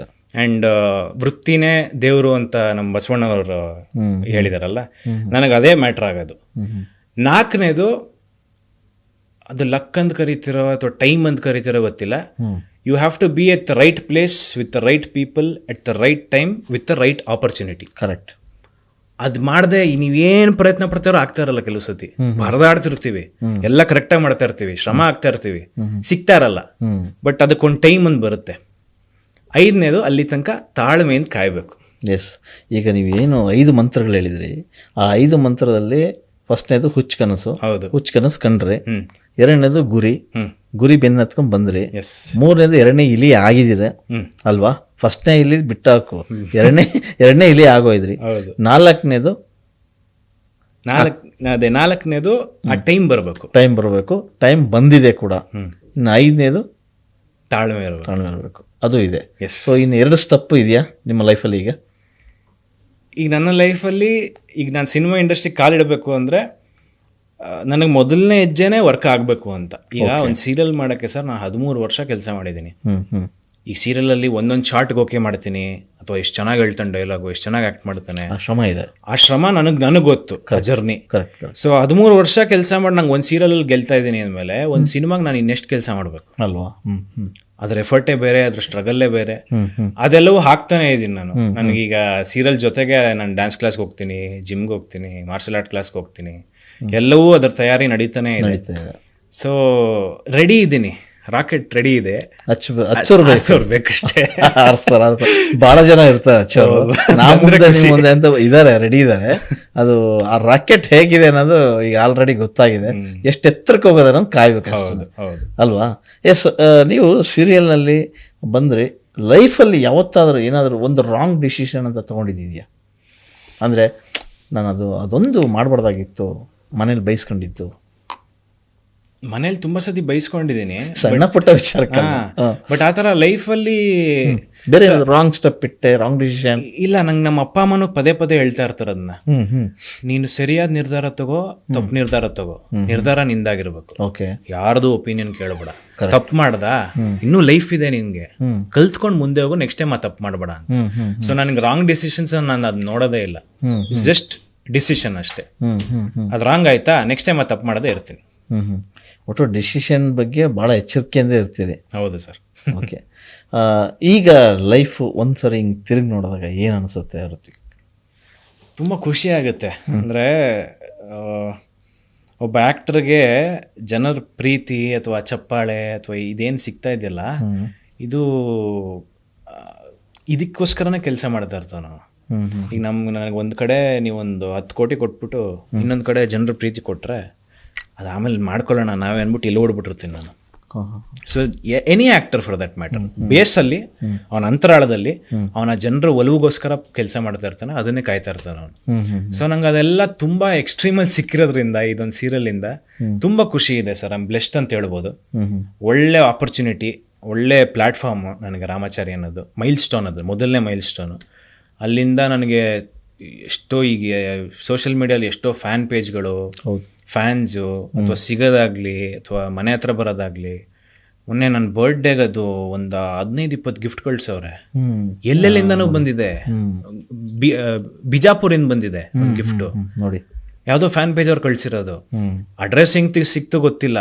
ಯಾರ್ಯಾರಿಗೂ ನನ್ನ ನಂಬರ್ ಸಿಗ್ತಾ ಇರತ್ತೆ, ಫೋನ್ ಮಾಡ್ತಾರೆ. ನಾನು ಯಾರಿಗೂ ಏನು ಮಾತಾಡಲ್ಲ, ಬೈಯಲ್ಲ, ಎಲ್ಲ ಕೇಳಿಸ್ಕೊತೀನಿ. ಥ್ಯಾಂಕ್ ಯು ಸೋ ಮಚ್, ಈ ನಂಬರ್ ಯಾರಿಗೂ ಕೊಡಬೇಡಿ ಅಂದ್ಬಿಟ್ಟು ಕಟ್ ಮಾಡ್ತೀನಿ. ಅದಂಗೆ ಹಬ್ಬಿಡುತ್ತೆ ಅಂತ. ಸೊ ಆ ಪ್ರೀತಿಗೆ ನಾನು ಯಾವತ್ತೂ ಋಣಿಯಾಗಿರ್ತೀನಿ ಸರ್. ನಾವು ಕೆಲಸ ಮಾಡ್ತಿರೋದೇ ಅದಕ್ಕೆ. ಸೊ ಇಟ್ಸ್ ಅ ಬ್ಲೆಸ್ಸಿಂಗ್ ನಿಜವಾಗ್ಲೂ ಹೇಳಿ. ಯಾಕಂದ್ರೆ ತುಂಬ ಜನ ಆ್ಯಕ್ಟರ್ಸು ಸ್ಟ್ರಗಲ್ ಮಾಡಿರ್ತಾರೆ, ಅವ್ರಿಗೆ ಇದು ಸಿಕ್ಕಿರಲ್ಲ. ಸೊ ನಮಗೆ ಸಿಕ್ಕಿದೆ ಅಂದಾಗ ನಾವು ಅದನ್ನು ಕರೆಕ್ಟ್ ರೀತಿಲಿ ಬಳಸ್ಕೊ. ಆಮೇಲೆ ಈ ಯಾವುದೇ ಫೀಲ್ಡಲ್ಲಾಗಲಿ ಒಂದಿಷ್ಟು ಏರಿಳಿತಗಳು ಕಾಮನ್, ತಾರತಮ್ಯ ಕಾಮನ್. ಸೊ ಇಲ್ಲಿ ನೀವು ಆ್ಯಕ್ಟ್ ಮಾಡುವಾಗ ಏನಾದರೂ ಏರಿಳಿತಗಳು ಕಂಡ್ವಾ ಅಥವಾ ತಾರತಮ್ಯ ಅಂತ ಅನಿಸ್ತಾ? ಬೇಕು ನನಗದು, ಆ ಏರಿಳಿತ ಬೇಕು. ಅದರಲ್ಲೇ ಕಲಿಕೆ ಇರೋದು. ನಾವೇನ್ ಅನ್ಕೊಂಡಿದೀವಿ, ಸಕ್ಸಸ್ ಅಲ್ಲಿ ಗೆಲುವಲ್ಲಿ ಕಲಿಕೆ ಇದೆ ಅನ್ಕೊಂಡಿದೀವಿ. ಅದ್ರಲ್ಲಿ ಏನು ಸಿಗಲ್ಲ. ಸೋತ್ರೆ ನೆಲಕ್ಕೆ ಬಿದ್ದು ಮಣ್ಣು ಮುಖಕ್ಕೆ ತಟ್ಟಿದ್ರೆ ಮಾತ್ರ ಹಿಂಗ್ ಬಿಡಬಾರ್ದು ಅಂತ ಗೊತ್ತಾಗತ್ತೆ ನೆಕ್ಸ್ಟ್ ಟೈಮ್. ಸರ್ ನನಗೆ ಪ್ಲಾನ್ ಬಿ ಇಲ್ಲ ಸರ್. ಆಕ್ಟರ್ ಆಗ್ಬೇಕು ಅಂತ ಬಂದೆ, ಆಕ್ಟರ್ ಆಗೇ ಗೆಲ್ತೀನಿ. ನಂಗೆ ತುಂಬಾ ಜನ ಹೇಳಿದ್ರು ಒಂದು ಬಿಸ್ನೆಸ್ ಸ್ಟಾರ್ಟ್ ಮಾಡ್ಕೋ, ಸೈಡಲ್ಲಿ ಏನೋ ಒಂದು ಇನ್ಕಮ್ ಇರಲಿ, ಸೋರ್ಸ್ ಇರಲಿ. ನಿಂಗಲ್ಲಿ ಸೀರಿಯಲ್ ಅಥವಾ ಸಿನಿಮಾ ಕೆಲಸ ನಿಂತರೂ ಇಲ್ಲಿ ಓಡ್ತಾ ಇರುತ್ತೆ. ಬೇಡ ನನಗದು. ಕಾನ್ಫಿಡೆನ್ಸ್ ತೊಂದರೆನೇ ಇಲ್ಲ. ಇದು confidence, over confidence. Confidence sir, over confidence ಇಲ್ಲ. ಓಕೆ, ಕಾನ್ಫಿಡೆನ್ಸ್ ಇದೆ. ಈಗ ನಾನು ಬಲ್ಲೆ ಅನ್ನೋದು ಗೊತ್ತಿದೆ ನನಗೆ. ಓವರ್ ಕಾನ್ಫಿಡೆನ್ಸ್ ಇದ್ರೆ ಅದು ಗೊತ್ತಿರ್ತಿರ್ಲಿಲ್ಲ. ನಾನು ಗೆಲ್ತೀನಿ ಅನ್ಕೊಂಡಿರುವೆ, ಬಟ್ ನಾನು ಸೋಲ್ತೀನಿ. ಬಟ್ ಆ ಸೋಲನ್ನು ಎಕ್ಸೆಪ್ಟ್ ಮಾಡೋಕ್ಕೂ ರೆಡಿ ಇದ್ದೀನಿ. ಮಜಾ ಇರುತ್ತೆ ಅದರಲ್ಲಿ. ಸೋತ್ರೇನೆ ಮಜಾ. ರಾಮಾಚಾರಿ ಅಂದ ತಕ್ಷಣ ಅದೊಂದು ಎನರ್ಜಿ, ತುಂಬ ರೆಬಲ್. ಸೊ ರಿಯಲ್ ಲೈಫಲ್ಲಿ ಈ ರಾಮಾಚಾರಿ ಹೇಗೆ ಅಂತ? ನಾನು ತುಂಬ ಸಿಂಪಲ್ ಪರ್ಸನ್ ಸರ್. ಅಂದರೆ ನನಗೆ ಆಡಂಬರ ಅಷ್ಟು ಇಷ್ಟ ಆಗಲ್ಲ. ಓಕೆ, ಆರಾಮಾಗೆ ನಾನಾಯ್ತು, ನನ್ನ ಫ್ಯಾಮಿಲಿ ಆಯಿತು, ನನ್ನ ಸುತ್ತಮುತ್ತ ಇರೋ ನನ್ನ ತುಂಬ ಆತ್ಮೀಯರಾಯಿತು. ಸೊ ನನಗೆ ಟೈಮ್ ಇಂಪಾರ್ಟೆಂಟ್ ಆಗುತ್ತೆ, ಪ್ರೀತಿ ಇಂಪಾರ್ಟೆಂಟ್ ಆಗುತ್ತೆ, ಸಂಬಂಧಗಳು ಇಂಪಾರ್ಟೆಂಟ್ ಆಗುತ್ತೆ. ಅದಕ್ಕೆ ಏನೇನು ಮಾಡಬೇಕು ಜಸ್ಟಿಸ್ ನಾ ಅದನ್ನು ಮಾಡ್ತಾ ಇರ್ತೀನಿ. ಜೊತೆಗೆ ನನ್ನ ವೈಯಕ್ತಿಕ ಬಿಟ್ಟು ಕೆರಿಯರ್ ಅಂತ ಬಂದಾಗ ಕಷ್ಟಪಟ್ಟು ಕೆಲಸ ಮಾಡ್ತೀನಿ ಅಷ್ಟೇ. ಅದು ಬಿಟ್ಟರೆ ನನಗೆ ಸ್ವಲ್ಪ ಕಾರ್ಗಳ ಮೇಲೆ ಅಥವಾ ದುಡ್ಡು ಮಾಡಬೇಕು ಅಂತ ಒಲವಿದೆ, ಸಿಕ್ಕಾಬಡೆ ಇದೆ. ಅದು ಅದೇ ಹೇಳಿದ್ರಲ್ಲ, ಕಾಣಬೇಕು, ದೊಡ್ಡ ಕನಸು, ಅದು ಹುಚ್ಚು ಕನಸು ಅನ್ಸ್ಬೇಕು ಅಂತ. ಅದರ ಕನ್ಸಲ್ಲಿ ದೊಡ್ಡ ಲಿಸ್ಟೇ ಮಾಡ್ಬಿಟ್ಟಿದ್ದೀನಿ ಸರ್. ಆಮೇಲೆ ನಾವು ಏನು ಕನ್ಸು ಕಾಣ್ತೀವಲ್ಲ ಅದನ್ನ ಬರ್ದಿಡ್ಬೇಕಂತೆ. ನಮ್ಮ ಮನೇಲಿ ಈಗ್ಲೂ ಬಹುಶಃ ಒಂದು ಪ್ರಶ್ನೆ, ಈಗ ಹೇಳಿದ್ರೆ ಲಿಸ್ಟೇ ಮಾಡ್ಬಿಟ್ಟಿದ್ದೀನಿ ಅಂತ, ಆ ಲಿಸ್ಟ್ ಒಂಚೂರು ಹೇಳ್ಬೋದಾ? ಇಲ್ಲ, ನಮ್ಮ ಮನೇಲಿ ಗೋಡೆಯಲ್ಲಿ ಅನ್ಸ್ಕೊಂಡಿದ್ದೀನಿ. ಹೌದಾ? ದಿನ ಎದ್ದು ಅದನ್ನ ನೋಡಿ ಮಾಡ್ತೀನಿ ಮಗನೇ ಅನ್ಬಿಟ್ಟೆ ಬರೋದು ನಾನು ಆಚೆ ರೂಮಿಂದ. ಲಿಸ್ಟಲ್ಲಿ ಏನೆಲ್ಲ ಇರ್ಬೋದು ಅಂತ ಕುತೂಹಲ. ಅಯ್ಯೋ, ದೊಡ್ಡ ದೊಡ್ಡ ಮನೆಗಳಿದೆ ಸರ್, 2-3 ಮನೆ ಇದೆ. ದೊಡ್ಡ ತಗೊಳಕ್ ಆಗದೆ ಇರೋಂಥ ಕಾರ್ಗಳಿದೆ. ಆಗುತ್ತೆ, ಎಲ್ಲವೂ ಆಗುತ್ತೆ. ಅಂಡ್ ನನ್ ಗುರಿ ಇರೋದು ಆಸ್ಕರ್ ಇದೆ, ಫಿಲ್ಮ್ ಫೇರ್ ಇದೆ. ಜೋಡಾಗೆ ಕಾಣ್ಬೇಕು, ಜನ ಏನಾರ ಅನ್ಕೊಂಡ್ಲಿ. ಹ್ಞೂ ಸರ್, ಹುಚ್ಚ ಅಂತಂದ್ರು ಪರವಾಗಿ. ಈಗ ಅದೇ ತರ ಹುಚ್ಚ ಅನ್ಕೊಂಡವ್ರೆ ಎಷ್ಟೊಂದ್ ಜನ ಆಸ್ಕರ್ ತಗೊಂಡ್ ಹೋದ್ರಲ್ವಾ, ಹೋಗಿದಾರಲ್ಲ ಅಲ್ಲಿ. It is possible.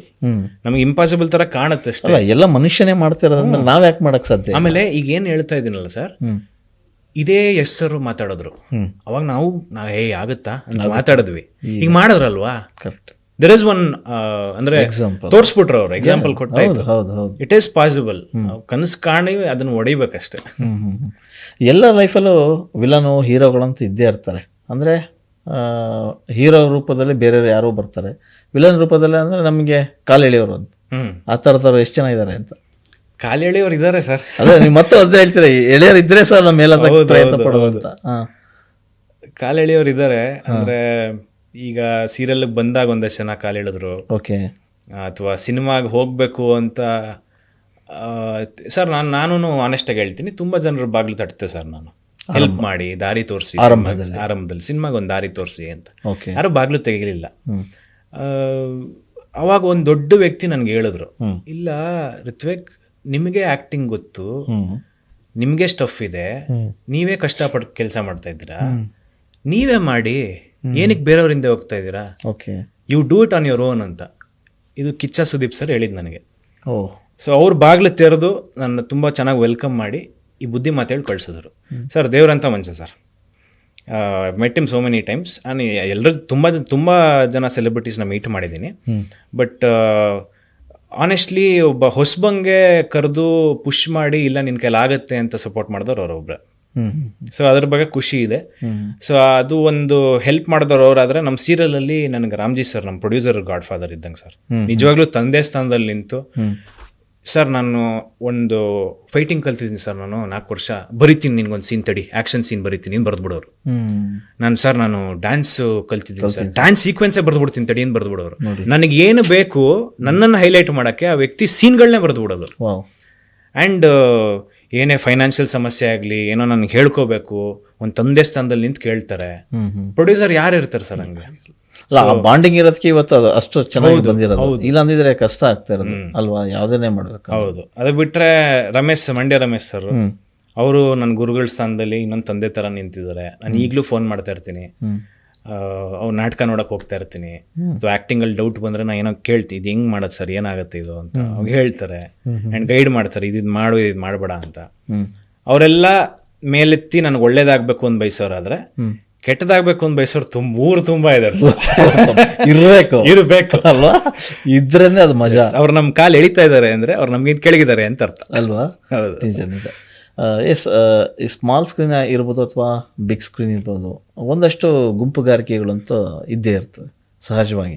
ಸೊ ನಿಮ್ಮ ಸ್ಮಾಲ್ ಸ್ಕ್ರೀನಲ್ಲಿ ಕೆಲಸ ಮಾಡುವಾಗ ಗುಂಪುಗಾರಿಕೆ ಆ ಥರದ್ದೆಲ್ಲ ಅನಿಸಿದ್ದು, ಕಂಡಿದ್ದು, ನೋಡಿದ್ದೇನಾದರೂ? ಆ ಥರ ಇಲ್ಲ ಸರ್. ಅಂದರೆ ಸ್ಮಾಲ್ ಸ್ಕ್ರೀನಲ್ಲಿ ಅದಿಲ್ಲ ಅನ್ಸುತ್ತೆ ನನ್ನ ಪ್ರಕಾರ. ಎಲ್ಲರೂ ಇಂಡಿವಿಜುವಲ್ ಆಗಿ ಕೆಲಸ ಮಾಡ್ತಾರೆ, ಮನೆಗೆ ಹೋಗ್ತಾರೆ. ಓಕೆ. ಬಟ್ ಬಿಗ್ ಸ್ಕ್ರೀನಲ್ಲಿ ಗುಂಪುಗಾರಿಕೆ ಅದು ಅವ್ರವ್ರ ಕಂಫರ್ಟ್ ಝೋನ್ ಅಷ್ಟೇ. ಈಗ ಎಲ್ಲ ದೊಡ್ಡ ದೊಡ್ಡ ಆ್ಯಕ್ಟರ್ಸ್ ಒಂದೊಂದು ಗುಂಪು ಮಾಡ್ಕೊಂಡು ಓಡಾಡ್ತಾರೆ, ಅದು ಅವ್ರವ್ರ ಕಂಫರ್ಟ್ ಝೋನು. ಸೊ ಅದು ನಾನು ಯಾವುದೂ ಗುಂಪಿಗೆ ಸೇರಿದವನಲ್ಲ. ನಾನು ಇನ್ನೊಂದೇನು ಗೊತ್ತಾ, ಅವ್ರು ಹೇಳ್ಬಿಟ್ಟು ಹೋಗೋರೆ, ನಮ್ಮ ಬಾವುಟನ ಯಾರೂ ಆರಿಸಲ್ಲ ಸರ್, ನಮ್ಮ ಬಾವುಟನ ನಾವೇ ಆರಿಸ್ಬೇಕು. ಸೊ ಹಾಗಾಗಿ ನನ್ನ ವೈಯಕ್ತಿಕವಾಗಿ ನಿಂತ್ಕೊಂಡು ನನ್ನ ಬಾವುಟನ ಆರಿಸ್ತಾ ಇದ್ದೀನಿ ಅಷ್ಟೇ. ಕೈಯಲ್ಲಿ ಇಟ್ಕೊಂಡಿದ್ದೀರಿ ಆಲ್ರೆಡಿ? ಕೈಯಲ್ಲಿದೆ, ಎತ್ತಬೇಕಷ್ಟೇ ಈಗ. ಎಸ್, ಸಾಮಾನ್ಯವಾಗಿ ಒಬ್ಬ ಮನುಷ್ಯನಲ್ಲಿ ಪ್ಲಸ್ಸು ಮೈನಸ್ಗಳು ಇದ್ದೇ ಇರುತ್ತೆ. ಋತ್ವಿಕ್ಗೆ ಪ್ಲಸ್ ಯಾವುದು, ಮೈನಸ್ ಯಾವುದು ಅಂತ? ಮೈನಸ್ ಫಸ್ಟ್ ಹೇಳ್ಬೋಣ. ಹೇಳಿ. ಮೈನಸ್ ಅಂದರೆ ಕೋಪ ತುಂಬ ಬೇಗ ಬರುತ್ತೆ. ಅದು ಬಿಟ್ಟರೆ ಪ್ರೊಕ್ರಾಸ್ಟಿನೇಟ್ ಮಾಡ್ತಿದ್ದೆ ಮುಂಚೆ. ಅಂದರೆ ಇವಾಗ ಏನೋ ಕೆಲಸ ಆಗಬೇಕು ಅಂದರೆ ಇರಲಿ ನಾಳೆ ಮಾಡಿದ್ರೆ ಆಯ್ತು ಬಿಡು ಅಂತ ಮಾಡುವೆ. ಈಗ ಚೇಂಜ್ ಮಾಡ್ಕೊಂಡಿದ್ದೀನಿ, ನಾಳೆ ಅನ್ನೋದಿದೆಯಲ್ಲ ಅದು. ಅದು ಬಿಟ್ಟರೆ ನಂಗೊಂದು ಸ್ವಲ್ಪ ಫುಡ್ಡಿ ಸರ್ ನಾನು. ನಂಗೆ ಡಯಟ್ ಮೇಂಟೈನ್ ಮಾಡೋಕ್ಕಾಗಲ್ಲ. ಜಿಮ್ ಟ್ರೈನರ್ ಬೈದು ಸಾಕು, 128 kg ಬೈದು ಸಾಕಾಗೋಗಿದೆ ಅವ್ರಿಗಂತೂ. ನಾನು ಹೇಳೋದು, ನನ್ಗೊಂದು ಗುರಿ ಕೊಟ್ರೆ, ಈ 3 ತಿಂಗಳಲ್ಲಿ ನೀನು ಸಿನಿಮಾ 6 ಪ್ಯಾಕ್ ಮಾಡು, ಪಟ್ ಅಂತ ಮಾಡ್ತೀನಿ, 2 ತಿಂಗಳು ಮಾಡ್ಬಿಡ್ತೀನಿ. ಬಟ್ ನಂಗೊಂದು ಗುರಿ ಇಲ್ಲ ಅಂದ್ರೆ ಆರಾಮಾಗಿ ಓಡಾಡ್ಕೊಂಡಿರ್ತೀನಿ. ಹಿಂದೆ ಗುರು ಇರಬೇಕು, ಮುಂದೆ ಗುರಿ ಇರಬೇಕು, ಅದಿದ್ರೆ ವರ್ಕ್ ಆಗುತ್ತೆ. ಅದು ಬಿಟ್ರೆ ಪ್ಲಸ್ ಏನು ಅಂದ್ರೆ, ಒಂದು ಹಠ ಹಿಡಿದ್ರೆ ಅದನ್ನ ಬಿಡಲ್ಲ ಸರ್. ಆಮೇಲೆ ಲೇಸರ್ ಫೋಕಸ್, ನನಗೆ ಪ್ರಿಸಿಷನ್ ಅಂತಾರಲ್ಲ, ನಾನು ಈಗ ಶೂಟಿಂಗ್ಗೆ 8 ಗಂಟೆಗೆ ಹೋಗಲ್ ತಲೆ ಕೊಟ್ರೆ ರಾತ್ರಿ 8 ಗಂಟೆಗೆ ಬಿಡೋ ತನಕ ನನಗೆ ಜಗತ್ತಲ್ಲಿ ಏನಾಗ್ತಾ ಇದೆ ಅನ್ನೋದೇ ಗೊತ್ತಿರಲ್ಲ. ಬರೀ ಸೀನ್ ಪೇಪರು ರೋಲ್ ಆಯ್ತಾ, ನಾನು ಏನ್ ಮಾಡ್ಬೇಕು ಅನ್ನೋದು ಇರ್ತದೆ ತಲೆಯಲ್ಲಿ. ನಾನು ಅಪ್ಪ ಅಮ್ಮಂಗೆ ಫೋನು ಮಾಡಿರಲ್ಲ, ಅವ್ರಿಗೆ ಅಭ್ಯಾಸ ಆಗಿದೆ ಅದು. ಅವನು ಹೋದ್ರೆ ಶೂಟಿಂಗ್ಗೆ, ನಾವು ಮಾಡಿದ್ರೆ ಏನಾರು ಎಮರ್ಜೆನ್ಸಿ ಇದ್ರೆ ನಾವು ಮಾಡ್ತೀವಿ, ಇಲ್ಲ ಅವನಂತೂ ಮಾಡಲ್ಲ ಅನ್ನೋದು ಫಿಕ್ಸ್ ಆಗ್ಬಿಟ್ಟಿದೆ. ಸೊ ನನ್ಗೆ ಮುಳುಗೋಗ್ತೀನಿ, ಕಲೆಯಲ್ಲಿ ಮುಳುಗೋಗೋದು ಅದು ಪ್ಲಸ್ ಇದೆ. ಅದು ಬಿಟ್ರೆ ತಾಳ್ಮೆ ಅಥವಾ ಈ ಪ್ರೊಕ್ರಾಸ್ಟಿನೇಟ್ ಮಾಡದೇ ಇರೋದು. ಈಗ ರಾಮಾಚಾರಿ ಪಾತ್ರನೂ ಅದಕ್ಕೆ ಸ್ವಲ್ಪ ಇನ್ಫ್ಲುಯೆನ್ಸ್ ಮಾಡಿರ್ಬೋದು. ಅದು ಈಗ ಕಲಿತಿರೋ ಒಂದು ಗುಣ, ತುಂಬಾ ಒಳ್ಳೆ ಗುಣ ಅದು ರಾಮಾಚಾರಿ ಅದು. ಸೊ ರಾಮಾಚಾರ್ಯ ಗುಣಗಳು ಜಾಸ್ತಿ ಅಳವಡಿಸ್ಕೊಳ್ತಾ ಇದ್ದೀರಾ? ಹೇಗೆ ಬಂದ್ಬಿಡುತ್ತೆ 4 ವರ್ಷ ಅದನ್ನೇ ಹೌದಲ್ವಾ, ಅದು ಬಿಡಕ್ಕಾಗಲ್ಲ. ಹೌದು. ಓಕೆ, ನಿಮ್ಗೆ ಆ ಸೀರಿಯಲ್ ತುಂಬಾ ಕಾಡಿದಂತ ಪಾತ್ರ ಯಾವುದು? ಅಂದ್ರೆ ನಿಮಗೆ ತುಂಬಾ TRPನೂ ಜಾಸ್ತಿ ಬಂತು, ಎಲ್ಲ ಬಂತು. ಆ ಒಂದು ಎಪಿಸೋಡ್ ಅನ್ನೋದು ಇರುತ್ತಲ್ಲ, ಅದು ತುಂಬ ಎಪಿಸೋಡ್ಸ್ ಇದೆ ಸರ್. ಆ ಥರ 1-2-3 ಹೇಳಬೇಕು ಅಂದರೆ, ಸ್ಟಾರ್ಟಿಂಗಲ್ಲೇ ಒಂದು 4 ಪೇಜಿನ ಒಂದು ಮಂತ್ರ ಹೇಳೋದೊಂದು ಬಿಟ್ಟಿದೆ. ಕಂಟಿನ್ಯೂಸ್ ಮಂತ್ರ ಹೇಳಿ ಒಂದು 5 ಪೇಜ್ ಡೈಲಾಗ್ ಒಬ್ಬನೇ ಮಾತಾಡ್ತೀನಿ. ಅವತ್ತು ಕಲ್ತ್ಕೊಂಬ ಅಂದಿದ್ರು, ಕೊಟ್ಬಿಟ್ಟಿದ್ರು 3 ದಿವಸದ ಹಿಂದೆ. ನಾನು ಅಲ್ಲುಜ್ಜುವಾಗ ಮಲಗುವಾಗ ಕೂರುವಾಗ ಎಲ್ಲ ಅದನ್ನೇ ಓದು ಯೂಟ್ಯೂಬ್ ಹಾಕೋ. ಆದ್ಮೇಲೆ ಆ ಮಂತ್ರ ಅದೇ ಟೋನಲ್ಲಿ ಹೇಳ್ಬೇಕು, ಅದೇ ಇಂಟೋನೇಷನ್ ಕೊಡ್ಬೇಕು, ಇಲ್ಲ ತಪ್ಪಾಗುತ್ತೆ, ಅರ್ಥ ಬೇರೆ ಬಂದ್ಬಿಡುತ್ತೆ. ಸೊ ಅದನ್ನ ಓದಿ ಪಕ್ಕ ಮಾಡ್ಕೊಂಡು ಹೋಗಿದ್ದೆ. ಲೈಟ್ ಎಲ್ಲ ರೆಡಿ ಆಗ್ತಾ ಇತ್ತು. ಡೈರೆಕ್ಟರ್ ಕರೆದು ಕಲ್ತಿದ್ಯಾ ಅಂದ್ರು. ಹ್ಞೂ ಕಲ್ತಿದ್ದೀನಿ. ಹೇಳಿ ನೋಡೋಣ ಅಂದರು. ಕಂಟಿನ್ಯೂಸ್ 2 ನಿಮಿಷ ಕಂಟಿನ್ಯೂಸ್ ಬ್ರೇಕ್ ಕೊಡದೆ ಹೇಳ್ಬಿಟ್ಟೆ. ಇಡೀ ಸೆಟ್ ಸೈಲೆಂಟ್ ಸರ್. ಎಷ್ಟೊಂದು ಜನ ಸೈಡಿಂದ ಬಂದ್ಬಿಟ್ಟು ಟೇಪ್ ರೆಕಾರ್ಡಲ್ಲಿ ಬಂದಂಗೆ ಬರ್ತಾ ಇತ್ತು, ಯಾರದು ಅಂತ ಬಂದು ನೋಡ್ತಾವ್ರೆ. ನಾನು ಹೇಳಿ ಮುಗಿಸಿದ್ಮೇಲೆ ಎಲ್ಲ ಚಪ್ಪಾಳೆ ಹೊಡೆದ್ರು. ಸೊ ಅಂದರೆ ಅದು ಒಂದು ಅದ್ಭುತವಾದ ಮೂಮೆಂಟ್. ರಂಗಭೂಮಿಯ ತಾಕತ್ತೆ ಅಲ್ವಾ ಅದೊಂದು. ಅಲ್ಲಿ ಹೋಗಿರೋದಕ್ಕೆ ನಿಮಗೆ ಇದು ಈಸಿ ಅನ್ಸುತ್ತೆ. ಹೌದು. ಅದು ಬಿಟ್ಟರೆ ಒಂದು ಹರಿಕಥೆದೊಂದು ಸೀನ್ ಮಾಡಿದ್ವಿ. ಅಲ್ಲಿ 12 ನಿಮಿಷ ಒಂದೇ ಶಾಟ್, 5 ಕ್ಯಾಮ್ರಾ ರೋಲ್ ಆಗ್ತಾ ಇದೆ. ಮಾಡು ಚಿನ್ನ, ನೀನು ಮಾಡು, ಮಧ್ಯದಲ್ಲಿ ನಿಲ್ಸಿರು ನಾವು ಕಟ್ ಮಾಡ್ಕೋತೀವಿ, ನೀನು ಎಲ್ಲ ನಿಲ್ಸಿರು ತಗೋ, ತೊಂದರೆ ಇಲ್ಲ, ಗ್ಯಾಪ್ ತಗೊಂಡು ತಗೋ ಹೇಳ್ಬಿಟ್ರು. ಲೈಟ್ ಹೋಗ್ತಾ ಇದೆ, ಕತ್ಲು, ಇನ್ನೇನು ಮಿಡ್ ನೈಟ್, ಅದು ಬೆಳಗಾಗೋಗುತ್ತೆ, ಸೂರ್ಯ ಉಟ್ಬಿಡ್ತಾನೆ, ಅವಾಗ ಲೈಟ್ ಇರಲ್ಲ. 13 ನಿಮಿಷ ಒಂದೇ ಶಾಟ್ ಸರ್ ರೋಲ್ ಆಗಿದೆ. ಇಡೀ ಹರಿಕತೆ ಕಂಪ್ಲೀಟ್ ಒಂದು ಎಪಿಸೋಡ್ ನ ಮಾಡಿ ಮುಗಿಸ್ದೆ. ಅವ್ರು ನೋಡ್ತಾ ಅವ್ರೆ, ಡ್ರೋನ್ ರೋಲ್ ಆಯ್ತು, ಎಲ್ಲ ರೋಲ್ ಆಯ್ತು, ರೋಲ್ ಮಾಡಿ ಕಟ್ಟು ಮಾಡಾಗಿದೆ. ನಾನು ಮಾಡ್ತಾನೆ ಇದ್ದೀನಿ, ಮುಳುಗೋಗಿದಾರೆಲ್ಲ. ಮುಳುಗಾದ್ಮೇಲೆ ಮುಗಿತಾ, ಫುಲ್ ಮುಗಿಸ್ಬಿಟ್ಟ ಅಂದ್ಬಿಟ್ಟು ಎಲ್ಲ ಚಪ್ಪಾಳೆ ಹೊಡೆದ್ರು. ಸೊ ಅದು ಮಜಾ ಸರ್. ನಾವು 2 ಎಪಿಸೋಡ್ ತುಂಬಾ ಮೆಮೊರೇಬಲ್. ಅಂದ್ರೆ ಒಬ್ಬ ಆಕ್ಟರ್ ಆಗಿ ಅಷ್ಟು ಶ್ರಮ ಹಾಕ್ದಾಗ ಅದಕ್ಕೆ ಪ್ರತಿಫಲ ಸಿಕ್ಬಿಡುತ್ತಲ್ಲ, ಅದು ಮಜಾ ಕೊಡುತ್ತೆ. ಅದು ಮಜಾನೇ ಬೇರೆ. ಎಸ್, ನಿಮ್ಮ ಪ್ರಕಾರ ಒಬ್ಬ ಹೀರೋ ಆಗೋದಿಕ್ಕೆ ಅವನಿಗೆ ಕ್ವಾಲಿಟೀಸ್ ಅನ್ನೋದು ಇಂಪಾರ್ಟೆಂಟ್. ಇಲ್ಲಿ ಪ್ರತಿಭೆ ಅನ್ನೋದು ಮುಖ್ಯ ಆಗ್ತದ, ಅಥವಾ ಬ್ಯಾಕ್ಗ್ರೌಂಡ್ ಮುಖ್ಯ ಆಗ್ತದ, ಅಥವಾ ಅವನಿಗೆ ಹಣ ಇದ್ರೇ ಹೀರೋ ಆಗ್ಲಿಕ್ಕೆ ಸಾಧ್ಯ ಆಗ್ತದ? ಪ್ರತಿಭೆನೇ ಮುಖ್ಯ ಸರ್. ಈಗ ರಜನಿಕಾಂತ್ ಕಂಡಕ್ಟರ್ ಆಗಿದ್ರು ಸರ್. ಇವತ್ತು ಅವ್ರಿಗೆ 70 ವಯಸ್ಸು ಸರ್. ಇವತ್ತು 1000 crore ಓಡುತ್ತಲ್ವ? ಹೌದು. ಯಶ್ ಅವರು ಪಡವರಹಳ್ಳಿಲಿ ಒಂದು ಮೆಡಿಕಲ್ ಸ್ಟೋರ್ ಇಟ್ಕೊಂಡಿದ್ದವ್ರು ಸರ್.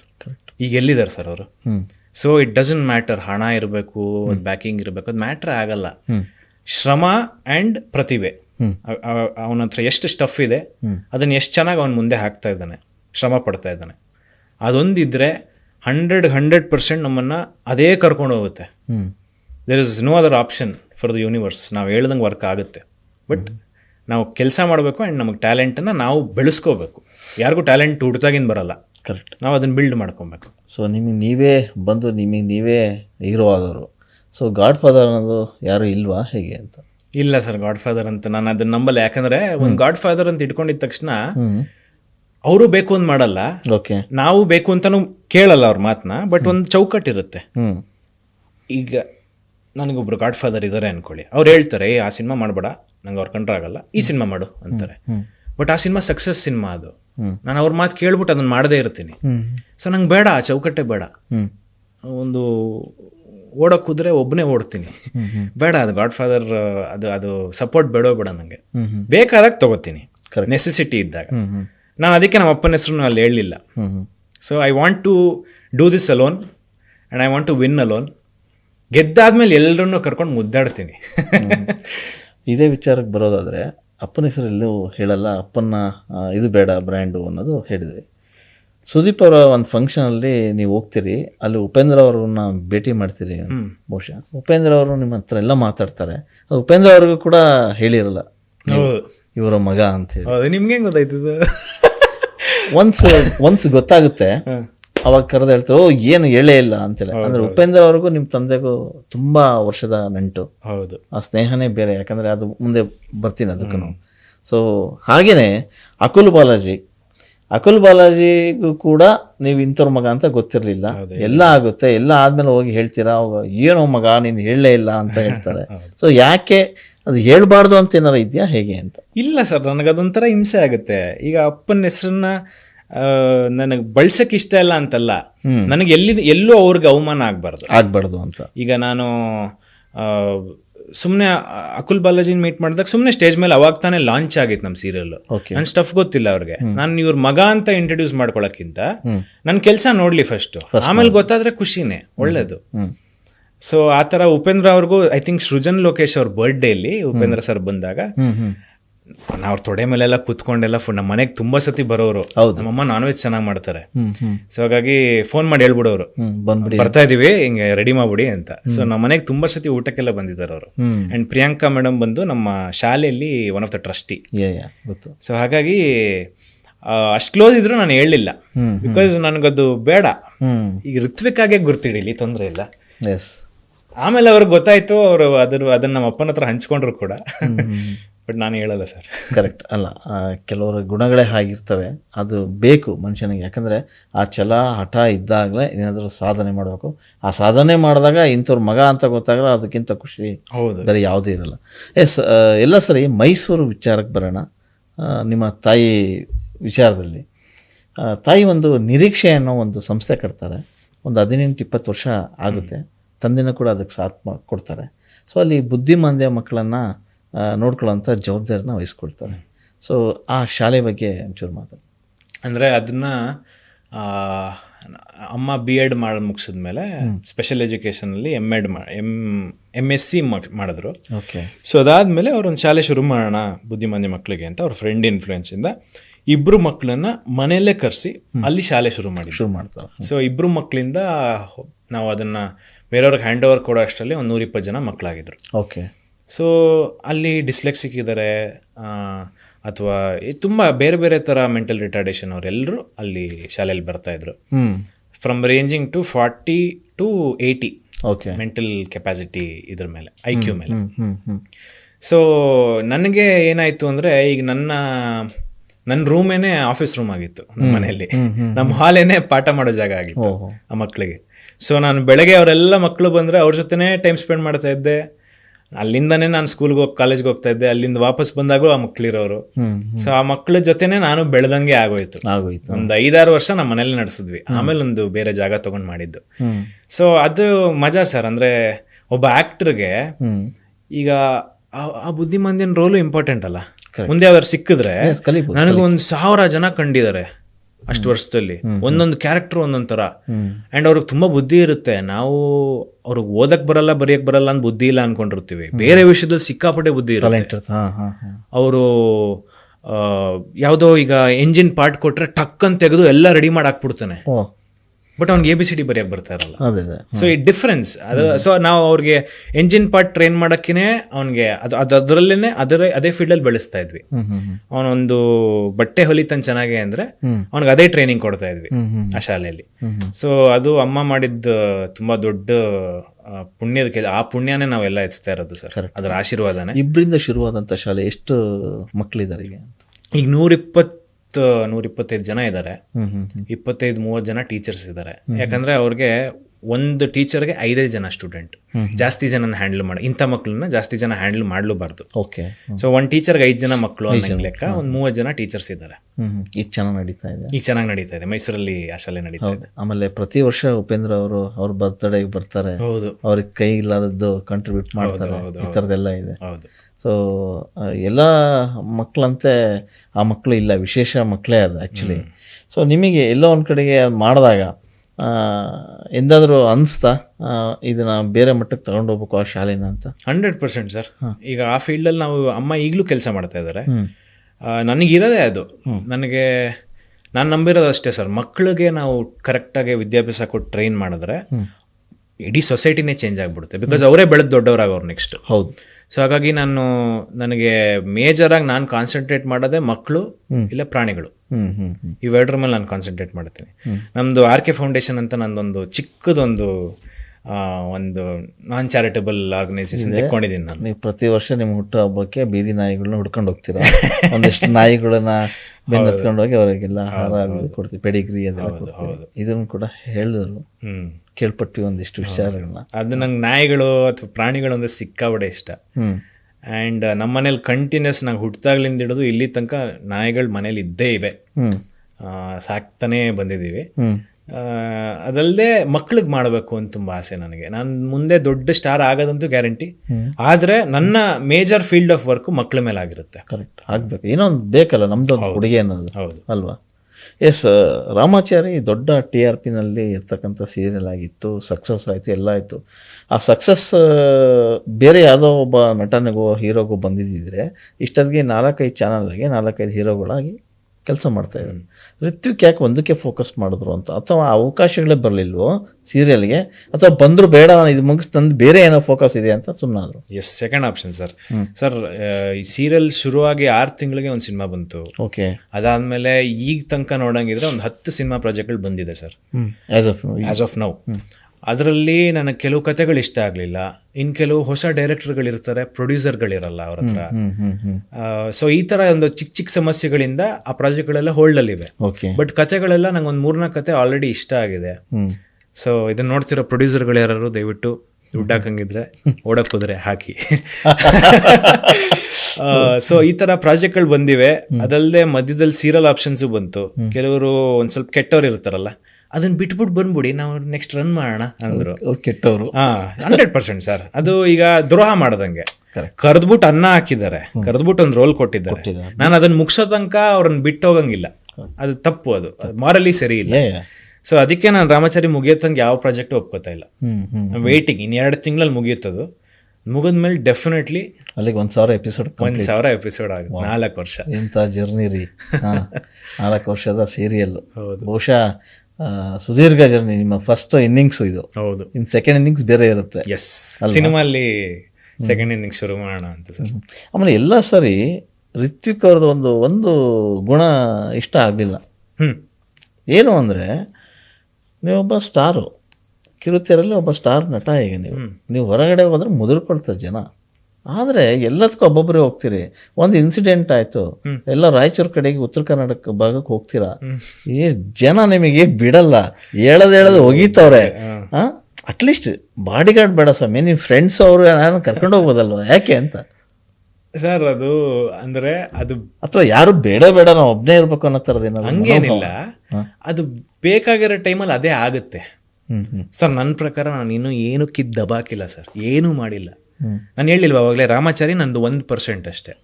ಒಂದು ಸೀರಿಯಲ್ ಅಲ್ಲಿ ಏನು ಹೆಸರು ಬಂದಿದೆ, 2 ತಿಂಗಳು ಸೀರಿಯಲ್ ಆದ್ಮೇಲೆ ಜನ ನಾನು ಯಾರೋ ನನ್ನ ಮರ್ತು ಬಿಡ್ತಾರೆ. ರಿಯಾಲಿಟಿನೇ ಅದು, ಓಡ್ತಾ ಇರ್ಬೇಕು ಅಷ್ಟೇ. ಎಸ್, ರನ್ನಿಂಗ್ ಅಲ್ಲಿ ಇರ್ಬೇಕು.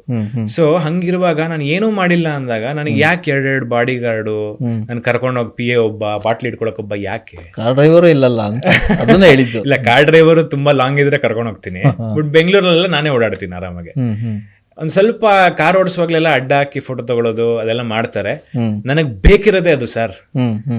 ಜನ ಅನ್ನೋದು ಬೇಡ ನನಗೆ. ಅವ್ರು ಬಂದು ನನ್ ಮುತ್ಕೊಂಡ್ರೆ ನಂಗೆ ಒಳ್ಳೇದು. ಅವ್ರ ಪ್ರೀತಿ ಏನ್ ಮಾಡ್ತಾರೆ ಅವ್ರು. ನನ್ನ ಸೀರಿಯಲ್ ನೋಡ್ತಾ ಇರೋದು ಏನಕ್ಕೆ, ಎಲ್ಲೋ ಕಾಣಿಸ್ತಾ ಅಂದಾಗ ಅವ್ನು ರಾಮಾಚಾರಿ ಹೀರೋ ಬಾ ಮಾತಾಡ್ಸೋಣ ಅಂತ ಬರ್ತಾರೆ.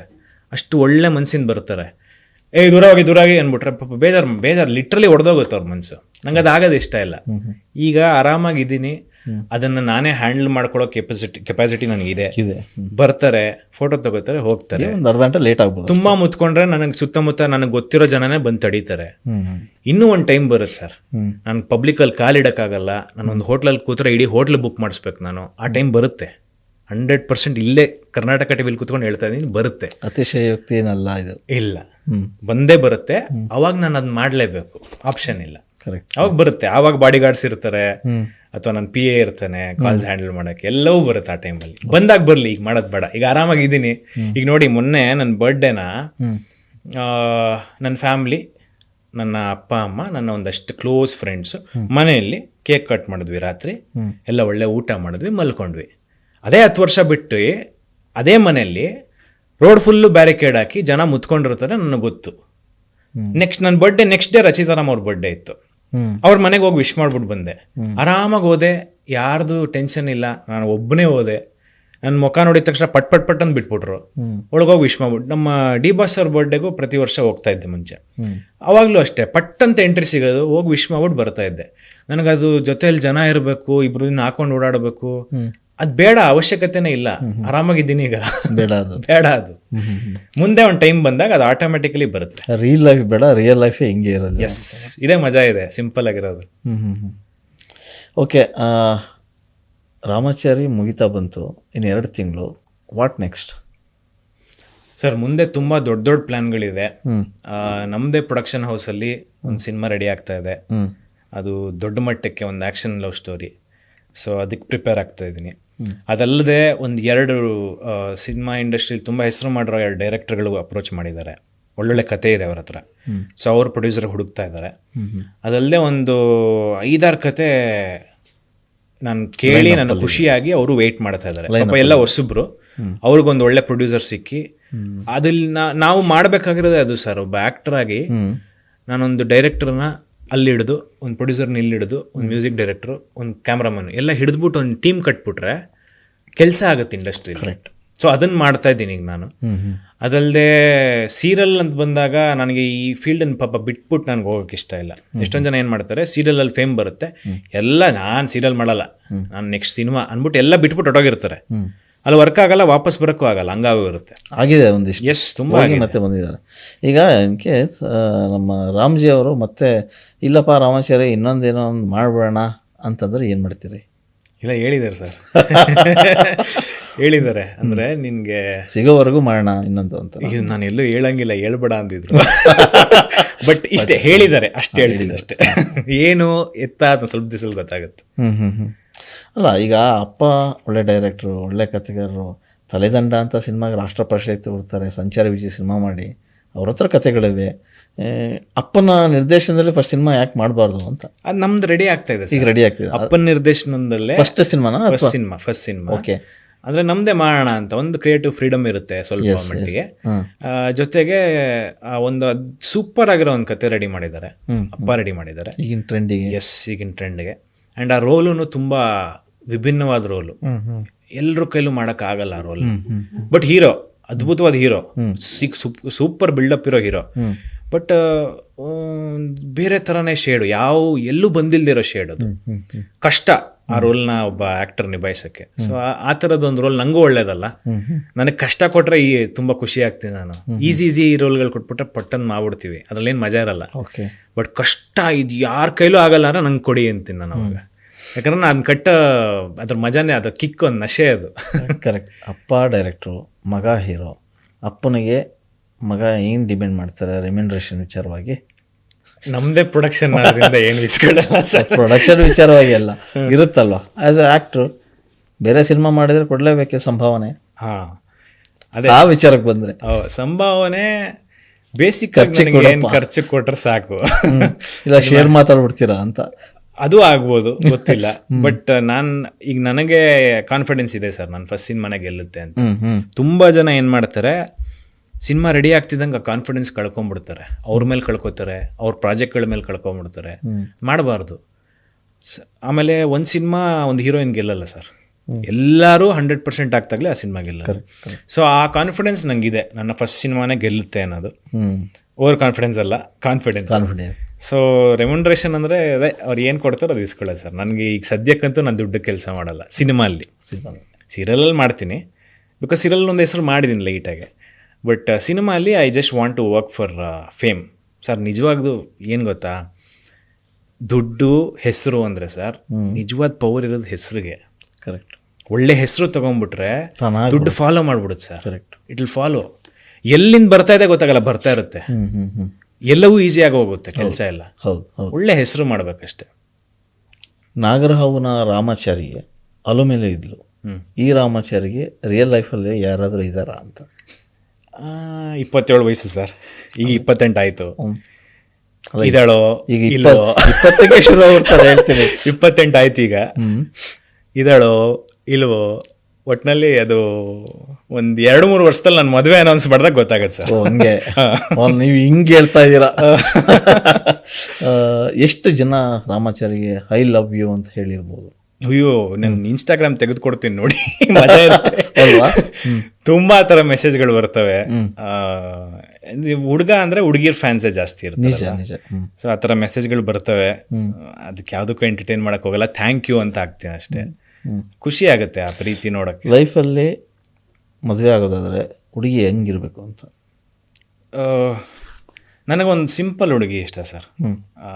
ನಾನು ಆಡಂಬರಲ್ಲಿ ಆಡಂಬರ ಅಷ್ಟು ಆ್ಯಕ್ಚುಲಿ ನನಗೆ ಆಡಂಬರ ಇದೆ ತುಂಬ, ನನಗೆ ಹಂಗಿರ್ಬೇಕು ಹಿಂಗಿರ್ಬೇಕು ಅಂತಿದೆ. ಸೊ ಆ ಹುಡುಗಿ ಸ್ಟ್ರಗಲ್ ನೋಡಿರ್ಬೇಕು, ಕಷ್ಟ ನೋಡ್ಕೊಂಡು ಬೆಳೆದಿರ್ಬೇಕು. ತುಂಬ ಸುಖದಲ್ಲಿ ಬೆಳೆದಿದ್ರೆ ನಾನು ತೋರಿಸೋದೆಲ್ಲ ಇಷ್ಟೇನಾ ಅನ್ನಂಗಾಗ್ಬಿಡುತ್ತೆ. ಆ ಹುಡುಗಿಗೆ ನಾನು ಒಂದೊಂದು ವಿಷಯದಲ್ಲಿ ನನ್ನ ಒಂದೊಂದು ಬೆಳವಣಿಗೆನೂ ಆ ಹುಡುಗಿಗೆ ಅವಳ ಲೈಫಲ್ಲೂ ಬೆಳವಣಿಗೆ ಆಗಬೇಕು, ಅವ್ರ ತಂದೆ ತಾಯಿಗೂ ಒಂದು ಅದೊಂದು ಬೆಳವಣಿಗೆ ಹೆಮ್ಮೆ ಆಗಬೇಕು, ನಮ್ಮ ಅಳಿಯ ಹಿಂಗೆ ಮಾಡ್ತಾ ಇದ್ದಾನೆ ಅಂತ. ಸೊ ನನಗೆ ಆ ಥರ ಒಂದು simple down to earth calm composed ಹುಡುಗಿ, ಜೊತೆಗೆ ನನ್ನ ಫೀಲ್ಡನ್ನು ಅರ್ಥ ಮಾಡ್ಕೊಳ್ಳೋರಾಗಿರ್ಬೇಕು. Correct, major. ಈಗ ಇಲ್ಲ ಅಂದರೆ ಅದು ಹಿಂಸೆ ಆಗ್ಬಿಡುತ್ತೆ. ಈಗ ಟೈಮ್ ಕೊಡೋಕ್ಕಾಗ್ತಾ ಇರಲ್ಲ, ಕೆಲವು ಸತಿ ಏನೋ ಪ್ಲ್ಯಾನ್ ಮಾಡಿರ್ತೀವಿ, ಪಟ್ಟಂತ ನನಗೆ ಯಾವುದೋ ಶೂಟಿಂಗ್ ಬಂದ್ಬಿಡುತ್ತೆ, ಹೊಟ್ಟೋಗಿರ್ತೀನಿ. ಹಂಗೆ ಅದನ್ನು ಅರ್ಥ ಮಾಡಿಕೊಂಡು ಇಲ್ಲ ಅವ್ನ ಫೀಲ್ಡ್ ಇರೋದೇ ಹಂಗೆ, ಅದನ್ನು ರೆಸ್ಪೆಕ್ಟ್ ಮಾಡಬೇಕು ಅನ್ನೋ ಹುಡುಗಿಬೇಕು. ಎಲ್ಲರ ಲೈಫಲ್ಲೂ ಒಂದು ಕ್ರಶ್ ಅಂತ ಇರುತ್ತೆ. ನಿಮ್ಮ ಲೈಫಲ್ಲಿ ಫಸ್ಟ್ ಕ್ರಶ್ ರಮ್ಯಾ ಕಾಲೇಜ್ ಡೇಸಲ್ಲೇ ಆಗಿತ್ತು? ಅದು ಕಾಲೇಜ್ ಡೇಸಲ್ಲೇ ಆಗಿತ್ತು. ನನಗೆ ಈಗಲೂ ಫೇವ್ರೇಟ್ ಹೀರೋಯಿನ್ ಯಾರು ಅಂದರೆ ರಮ್ಯಾ ಮೇಡಮ್ ಅಂತಾನೆ ಹೇಳೋದು ನಾನು. ಅವ್ರು ಈಗಲೂ ಈಗ ತೆಗೆದು ನೋಡಿದ್ರು ಚೆನ್ನಾಗಿ ಕಾಣ್ತಾರೆ ಸರ್, ಅಲ್ವಾ? ವಯಸ್ಸೇ ಆಗ್ತಾ ಇಲ್ಲ. ಯಾವತ್ತು ರಮ್ಯಾ ಮೇಡಮ್ ಹೋಗಿ ಭೇಟಿ ಮಾಡಿ ಹೇಳಿ? ಇಲ್ಲ, ಸಿಕ್ಕಿಲ್ಲ. ನನಗೊಂದ್ಸತಿ ಸ್ಟೇಜಲ್ಲಿ ಸಿಕ್ಕಿದ್ರು. ಅಂದರೆ ನಾವೆಲ್ಲ ಸೇರಿ ಅವ್ರಿಗೆ ಪ್ರಪೋಸ್ ಮಾಡೋ ಥರನೇ ಸೀನ್ ಇತ್ತು. ಸೊ ಅದೊಂದು ಚೆನ್ನಾಗಿತ್ತು. ಬಟ್ ಅವ್ರು ಡೈರೆಕ್ಟಾಗಿ ಯಾವತ್ತೂ ಸಿಕ್ಕಿಲ್ಲ ನನಗೆ. ನಿಮ್ಮ ಮೂಲಕ ಹೇಳ್ಬಿಡಿ ಅಷ್ಟೇ. ಮೇಡಮ್ ಅವ್ರು ನೋಡ್ತಾರ ಇಲ್ಲೋ ಗೊತ್ತಿಲ್ಲ. ಮೇಡಮ್ ಒಂದ್ಸತಿ ಸಿಗೋಣ, want speak with you, I am a huge fan. ತುಂಬ ನಂಗೆ ಚಿಕ್ಕ ವಯಸ್ಸಿಂದ ಕ್ರಶ್ ನೀವು. ಸೊ ಹಾಗಾಗಿ ಸಿಗೋಣ ಬೇಗ. ಓಕೆ, ರಾಮಾಚಾರ್ಯ ಮುಗೀತು, ಸಿನಿಮಾಗೂ ಕೂಡ ರೆಡಿ ಆಗ್ತಾಯಿದ್ದಾರೆ. ಸೊ ಮಾಸ್ ಆಗಿ ಯೋಚನೆ ಮಾಡ್ತಿರೋ, ಕ್ಲಾಸ್ ಆಗಿ ಯೋಚನೆ ಮಾಡ್ತಿರೋ ಅಂತ ಸಿನಿಮಾಗಳಲ್ಲಿ ವಿಚಾರ? ಯಾಕಂದರೆ ಮೊದಲೇ ನಿಮ್ಮದು ಐ ಟು ಪರ್ಸ್ನಾಲಿಟಿ, ಕಥೆಗಳನ್ನು ಆಯ್ಕೆ ವಿಚಾರದಲ್ಲಿ ಮಾಸೇ ನೀವು ಅದನ್ನು ಎದುರು ನೋಡ್ತಾ ಇದ್ದೀರಾ ಹೇಗೆ ಅಂತ? ಈಗ ಕಂಟೆಂಟ್ ಯೋಚನೆ ಮಾಡಬೇಕಾಗುತ್ತೆ ಸರ್, ಅದೆರಡೂ ಬೇಡ. ಈಗ ಮಾಸ್ಟರ್ ಕ್ಲಾಸ್ ಎರಡೂ ಬೇಡ, ಕಂಟೆಂಟ್ ಯೋಚನೆ ಮಾಡಬೇಕಾಗತ್ತೆ. Content is the king. ಅಲ್ಲ, ಯೂಶಲಿ ಈ ಥರ ನಿಮ್ಮ ಥರದ ಹೀರೋಗಳೆಲ್ಲ ಬರೋದು 4 ಫೈಟ್ ಇರಬೇಕು, 4 ಭರ್ಜರಿ ಸಾಂಗ್ಸ್ ಇರಬೇಕು, ಬೇಕಾರಿರ್ಬೇಕಷ್ಟೇ. ಕತೆಗೆ ಬೇಕು ಅಂದ್ರೆ ಮಾತ್ರ, ಇಲ್ಲಾಂದ್ರೆ ವಿನಾಕಾರಣ ತುರುಕ್ಬಾರ್ದು, ಪ್ರಯೋಜನ ಇಲ್ಲ. ಈಗ ಯಾರು ಅದನ್ನ ತಗೋತಾ ಇಲ್ಲ ಜನ. ಜನಕ್ಕೆ ಒಳ್ಳೆ ಕತೆ ಇರಬೇಕು, ಒಂದು ಅದ್ಭುತವಾದ ಸ್ಕ್ರೀನ್ ಪ್ಲೇ ಇರಬೇಕು, ಆಕ್ಟರ್ಗಳು ಚೆನ್ನಾಗಿ ಆಕ್ಟ್ ಮಾಡಬೇಕು. 3 ಕೇಳೋದು, 3 ಬೇಕಾಗಿರೋದು. ಸಿನಿಮಾಟೋಗ್ರಫಿ, ಡೈರೆಕ್ಷನ್ ಇಂಪಾರ್ಟೆಂಟ್ ಆಗುತ್ತೆ. ಬಟ್ ಮಿಕ್ಕಿದೆಲ್ಲ ಇಟ್ ಈಸ್ ಅಂದ್ರೆ ಸಪೋರ್ಟಿಂಗ್ ಅಷ್ಟೇ. ಬಟ್ ಮೇಜರ್ ಆಗಿ 3 ಒಳ್ಳೆ ಕತೆ, ಅದ್ಭುತವಾದ ಅದನ್ನ ಹೆಂಗೆ ಹೇಳ್ತೀವಿ ಆ ಕಥೆನ ಅನ್ನೋ ಸ್ಕ್ರೀನ್ ಪ್ಲೇ, ಅದ್ಭುತವಾದ ನಟನೆ, 3 ಇದ್ಬಿಟ್ರೆ ದೆನ್ ಇಟ್ ಡಸಂಟ್ ಮ್ಯಾಟರ್. ಆ ಸಿನಿಮಾಲ್ ಡ್ಯಾನ್ಸ್ ಇರಲಿ, ಫೈಟ್ ಇರಲಿ, ಇಲ್ಲದೆ ಇರಲಿ, ಆಗಲ್ಲ. ಕರೆಕ್ಟ್. ಸೊ ನನಗೆ ಆ ಥರ ಏನು ಮಾಸು ಕ್ಲಾಸು ಈಗ ಸದ್ಯಕ್ಕೆ ಹುಡುಕ್ತಾ ಇಲ್ಲ. ನಾನು ಒಳ್ಳೆ ಕಂಟೆಂಟ್ ಹುಡುಕ್ತಾ ಇದ್ದೀನಿ. ಅದರಲ್ಲಿ ಮಾಸ್ ಬಂದರೆ ಸಾಕಾಗಿರುತ್ತೆ. ತಯಾರಿ ಹೇಗೆ ನಡೆದಿದೆ? ಅಂದರೆ ಸಿನಿಮಾಗಾಗಿನೇ ಒಂದು ತಯಾರಿ, ಅಂದರೆ ಹೀರೋ ಆಗೋ ಮೆಟೀರಿಯಲ್ ಎಲ್ಲ ಓಕೆ, ಆದರೆ ಒಂದಿಷ್ಟು ಕಲಿಕೆಗಳು ಇರುತ್ತವಲ್ಲ, ಅದೇನಾದರೂ ಮಾಡ್ಕೊಂಡಿದ್ದೀರಾ? ಅಂದರೆ ಈಗ ನಾರ್ಮಲ್ ಆ್ಯಕ್ಟರ್ಗೂ ಒಂದು ಹೀರೋಗೂ ತುಂಬ ವ್ಯತ್ಯಾಸ ಇರುತ್ತೆ ಸರ್. ಒಬ್ಬ ಹೀರೋ ಆದವನು ಅವನ ಸ್ಟೈಲ್ ಆಗಲಿ, ಅವನ ಪ್ರೆಸೆನ್ಸ್ ಆಗಲಿ, ಅವನ ಆರ ಆಗಲಿ, ಅದಕ್ಕೆ ಎಷ್ಟೋ ವಿಷಯಗಳನ್ನ ಸ್ಕ್ರೀನ್ ಮೇಲೆ ಮಾಡ್ತಾ ಇರ್ತಾನೆ. ನಾರ್ಮಲ್ ಆ್ಯಕ್ಟರ್ ಮಾಡ್ತಾ ಇರಲ್ಲ. ಸೊ ಅದನ್ನ ಈಗ ಕಲಿತಾ ಇದ್ದೀನಿ. ತಮಿಳಲ್ಲಿ ವಿಜಯ್ ಅವ್ರು ನೋಡೋದಾಗ್ಲಿ, ಅಥವಾ ನಮ್ಮಲ್ಲಿ ಪುನೀತ್ ಸರ್ ಆಗಲಿ, ಅಥವಾ ಸುದೀಪ್ ಸರ್ ಆಗಲಿ, ಎಷ್ಟೋ ವಿಷಯಗಳನ್ನ ಅಲ್ಲಿಂದ ತಗೋತಾ ಇದ್ದೀನಿ. ಸೊ ಹೇಗೆ ಅವ್ರನ್ನ ಕ್ಯಾರಿ ಮಾಡ್ತಾರೆ, ಹೇಗೆ ಮಾತಾಡ್ತಾರೆ, ಡೈಲಾಗ್ ಡೆಲಿವರಿ ಹೆಂಗಿರುತ್ತೆ, ಬೇರೆ ಇರುತ್ತೆ. ಈಗ ನಾರ್ಮಲ್ ಆಕ್ಟರ್ ಒಂದು ಅದೇ ಡೈಲಾಗ್ ಹೇಳಕ್ಕೂ, ಒಬ್ಬ ಹೀರೋ ಅನ್ಸ್ಕೊಂಡು ನಾ ಡೈಲಾಗ್ ಹೇಳಕ್ಕೂ ತುಂಬ ವ್ಯತ್ಯಾಸ ಇರುತ್ತೆ. ಸೊ ಆ ಸೂಕ್ಷ್ಮಗಳನ್ನ ಈಗೀಗ ಒಂದು ಸ್ವಲ್ಪ ಸ್ಟಡಿ ಮಾಡೋಕ್ಕೆ ಶುರು ಮಾಡಿದ್ದೀನಿ. ಅದಲ್ಲದೆ ಎಕ್ಸ್ಟೆನ್ಸಿವ್ ಆಗಿ ಡ್ಯಾನ್ಸ್ ಟ್ರೈನಿಂಗ್ ತಗೋತಾ ಇದ್ದೀನಿ, martial arts training martial arts ಟ್ರೈನಿಂಗಿಂತ ನಾನು ಈಗ ಮಾರ್ಷಲ್ ಆರ್ಟ್ಸ್ ಹೇಳ್ಕೊಡೋ ಲೆವೆಲ್ಗೆ ಇಳಿದ್ಬಿಟ್ಟಿದ್ದೀನಿ. ಸೊ ನಾನು ಪಾಠ ಮಾಡ್ತಾ ಇದ್ದೆ ನಮ್ಮ ಡೋಜೋಲ್ಲಿ, ಚಿಕ್ಕ ಮಕ್ಳಿಗೆ ನಾನೇ ಹೇಳ್ಕೊಡ್ತಾ ಇದ್ದಿದ್ದು. ಸೊ ಆ ಲೆವೆಲ್ಗೆ ಇಳಿದಿದ್ದೀನಿ ಈಗ. And I'm ready, completely ready ಇದ್ದೀನಿ. ಬಟ್ ಆ ತಯಾರಿಕೆ ಇನ್ನೂ ಅದು ನಡೀತಾನೇ ಇದೆ. ದಿನ ನನಗೆ ಶೂಟಿಂಗ್ ಇಲ್ಲ ಅಂದಾಗ ಡ್ಯಾನ್ಸ್ ಕ್ಲಾಸ್ಗೆ ಹೋಗ್ತೀನಿ, ಮಾರ್ಷಲ್ ಆರ್ಟ್ಸ್ ಟೆರೆಸ್ ಮೇಲೆ ಮಾಡ್ಕೋತೀನಿ, ಜಿಮ್ಗೆ 2 ಸತಿ ಹೋಗ್ತೀನಿ ದಿನಕ್ಕೆ. ಸೊ ಪಕ್ಕ ತಯಾರಿ 6 ಪ್ಯಾಕ್ ಮಾಡಿ ಒಂದು ಒಳ್ಳೆ ಪ್ರೊಡ್ಯೂಸರ್ ಸಿಕ್ಕಿ ಸಿನಿಮಾ ಮುಹೂರ್ತ ಮಾಡೋದು, ಹಿಂಗೆ ಇದು ಆ್ಯಕ್ಷನ್ ಹೇಳೋದು ಒಂದು ಬಾಕಿ ಇದೆ, ಕ್ಲಾಪ್ ಮಾಡೋದು ಒಂದು ಬಾಕಿ ಇದೆ ಅಷ್ಟೇ. ಓಕೆ, ಎಲ್ಲದಕ್ಕೂ ರೆಡಿ ಆಗ್ತಾ ಇದೆ. ಓಕೆ, ಮುಂದೆ ನೆಕ್ಸ್ಟು ಫ್ಯೂಚರಲ್ಲಿ ಅಪ್ಪ ಡೈರೆಕ್ಟರ್ ಆಗಿರೋದ್ರಿಂದ ಋತ್ವಿಕ್ಗೂ ಆ ಲೈನಲ್ಲಿ ಏನಾದರೂ ಹೋಗೋ ಇಷ್ಟ ಇದೆಯಾ ಹೇಗೆ ಅಂತ? ಅಂದರೆ ಅದೊಂದು ಅದ್ಭುತವಾದ ಫೀಲ್ಡ್. ಅಂದರೆ ಡೈರೆಕ್ಷನ್ ಅನ್ನೋದೇ ಬೇರೆ ಸರ್. ಹೌದು ಹೌದು. ಸೊ ನಾನು ಡೈರೆಕ್ಷನ್ ಓದಿದ್ದೀನಿ, ಡಿಪ್ಲೊಮಾ ಇನ್ ಫಿಲಮ್ ಡೈರೆಕ್ಷನ್ ಅಂತ ಮೈಸೂರು ಯೂನಿವರ್ಸಿಟಿಲಿ ಓದಿದೆ. ಅದಾದ್ಮೇಲಿಂದ ಒಂದು ಒಲವಿದೆ ಡೈರೆಕ್ಷನ್ಗೆ. ಆಮೇಲೆ ತುಂಬ ಜನ ಹೇಳಿದ್ದಾರೆ, ನಿಂಗಿದೆ ಆ ಡೈರೆಕ್ಟರ್ ಏನೋ ಗುಣ ಇದೆ ನಿನಗೆ ಅಂತ. ಎಷ್ಟೊಂದು ಸೀನ್ ನನಗೆ, ಅಂದರೆ ನಮ್ಮ ಸೀರಿಯಲ್ ಒಂದು ಕೊಲೋಕಿಯಲ್ ಇದು ಬೆಳೆದಿರುತ್ತಲ್ಲ, ಎಷ್ಟು ಸೀನ್ ಡೈರೆಕ್ಟರ್ ನಾನು ಕೊಟ್ಬಿಡೋರು, ಈ ಸೀನ್ ಮಾಡ್ಕೊನೇನೋ ಅಂತ. ನಾನೇ ಕಟ್ ಮಾಡಿ, ನಾನೇ ಶಾರ್ಟ್ ಇಟ್ಟು ಕಂಪೋಸ್ ಮಾಡಿ ಮುಗಿಸ್ಬಿಡುವೆ.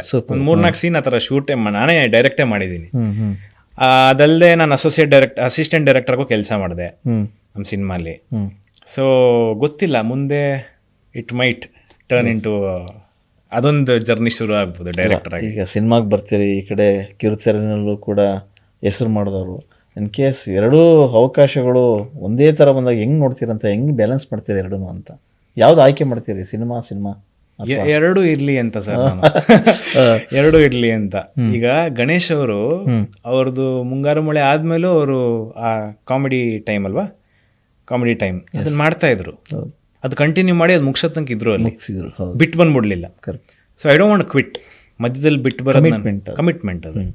ಸೊ ಒಂದು ಸೀರಿಯಲ್ ಮಾಡ್ತಾ ಇದ್ದೀನಿ, ಸಿನಿಮಾಲ್ ಸಕ್ಸಸ್ ಆಯಿತು ಅಂದರೂ ಆ ಸೀರಿಯಲ್ನ ಕಂಪ್ಲೀಟ್ ಮುಗಿಸೇ ನೆಕ್ಸ್ಟ್ ಸಿನಿಮಾಗೆ ಹೋಗ್ತೀನಿ.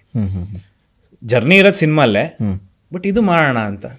ಎಸ್, ನಿಮಗೆ ಇಷ್ಟೊತ್ತು ಏನು ಮಾತಾಡಿದಿರಿ ರಾಮಾಚಾರಿ, ಆ ರಾಮಾಚಾರ್ಯ ಪ್ರತಿಯೊಬ್ಬ ವೀಕ್ಷಕರಿಗೆ ಹೇಳೋದಾದ್ರೆ ಏನು ಹೇಳ್ತೀರಿ? ಯಾಕಂದರೆ ಇನ್ನೆರಡು ತಿಂಗಳಲ್ಲಿ ರಾಮಾಚಾರಿ ಕ್ಲೋಸ್ ಆಗುತ್ತೆ. ನಿಮ್ಮನ್ನು ನೋಡೋದು ಬೇಕು ಅಂದ್ರೆ ಮತ್ತೆ ದೊಡ್ಡ ಸ್ಕ್ರೀನಲ್ಲೇ ನೋಡ್ಬೇಕು ಜನ. ಸೊ ಅದು ಬೇರೆ ಹೇಳ್ಬಿಟ್ಟಿದ್ದೀರ ಒತ್ತಿ ಸ್ಮಾಲ್ ಸ್ಕ್ರೀನ್ ಬರ್ತೀನಿ, ಆದರೆ ದೊಡ್ಡ ಸ್ಕ್ರೀನಿಗೆ ಹೋಗ್ತಾ ಇರೋದ್ರಿಂದ ಅವರಿಗೆ ಆಡಿಯನ್ಸ್ ಎಷ್ಟು ಮಿಸ್ ಆಗ್ತಾರೆ? ಅದೇ ಇಷ್ಟು ವರ್ಷ 4 ವರ್ಷ ಆಯಿತು, ಇವೆಲ್ಲ ಅಷ್ಟು ಪ್ರೀತಿ ಕೊಟ್ಟಿದ್ದೀರಾ, ಅಷ್ಟು ಅಂದರೆ ಚಿಕ್ಕ ವಯಸ್ಸಿನ ಮಕ್ಕಳಿಂದ ಹಿಡಿದು ಹಿರಿಯರ ತನಕ ಎಲ್ಲ ಪ್ರೀತಿ ಕೊಟ್ಟು ಆಶೀರ್ವಾದ ಮಾಡಿ ಹರಿಸಿದ್ದೀರಾ. ಆ ರಾಮಾಚಾರಿ ಪಾತ್ರನ ನಿಮ್ಮನೆ ಮಗನ ಥರ ಅಕ್ಸೆಪ್ಟ್ ಮಾಡಿದ್ದೀರಾ. ಸೊ ಅದಕ್ಕೆ ನಾನು ಎಷ್ಟು ಥ್ಯಾಂಕ್ಸ್ ಹೇಳಿದ್ರು ಸಾಲಲ್ಲ, ಅದಕ್ಕೆ ಯಾವತ್ತೂ ಆಭಾರಿ ಆಗಿರ್ತೀನಿ ಆ ಪ್ರೀತಿಗೆ. ಈಗ ಮುಂದೆ ಸಿನಿಮಾಗಳನ್ನೂ ಮಾಡ್ತಾಯಿದ್ದೀನಿ, ಆ್ಯಂಡ್ ಮುಂದೆ ಸೀರಿಯಲ್ಗಳಲ್ಲೂ ಕಾಣಿಸ್ತೀನಿ, ಸಿನಿಮಾಗಳಲ್ಲೂ ಒಟ್ಟೊಟ್ಟಿಗೆ ಕಾಣಿಸ್ತಾ ಇರ್ತೀನಿ. ಸೊ ಈಗ ರಾಮಾಚಾರಿ ಸೀರಿಯಲ್ಗೆ ಅಥವಾ ರಾಮಾಚಾರಿ ಪಾತ್ರಕ್ಕೆ ನೀವು ಎಷ್ಟು ಪ್ರೀತಿ ಕೊಟ್ರಿ, ಮುಂದೇನೂ ಅಷ್ಟೇ ಕೊಡಿ. ಅಥವಾ ಈಗ ಏನಾಗುತ್ತೆ ಸರ್, ಒಬ್ಬ ಆ್ಯಕ್ಟ್ರಿಗೆ ಆ ಪ್ರೀತಿ ಸಿಕ್ಕಿದ್ರೆ ಇನ್ನೂ ಹೆಚ್ಚು ಕೆಲಸ ಮಾಡೋಕ್ಕೊಂದು ಉತ್ಸಾಹ ಸಿಗುತ್ತೆ. ಸೊ ಅದಕ್ಕೆ ಅದನ್ನು ಕೊಡಿ ಅಂತ ಕೇಳ್ಕೊತೀನಿ.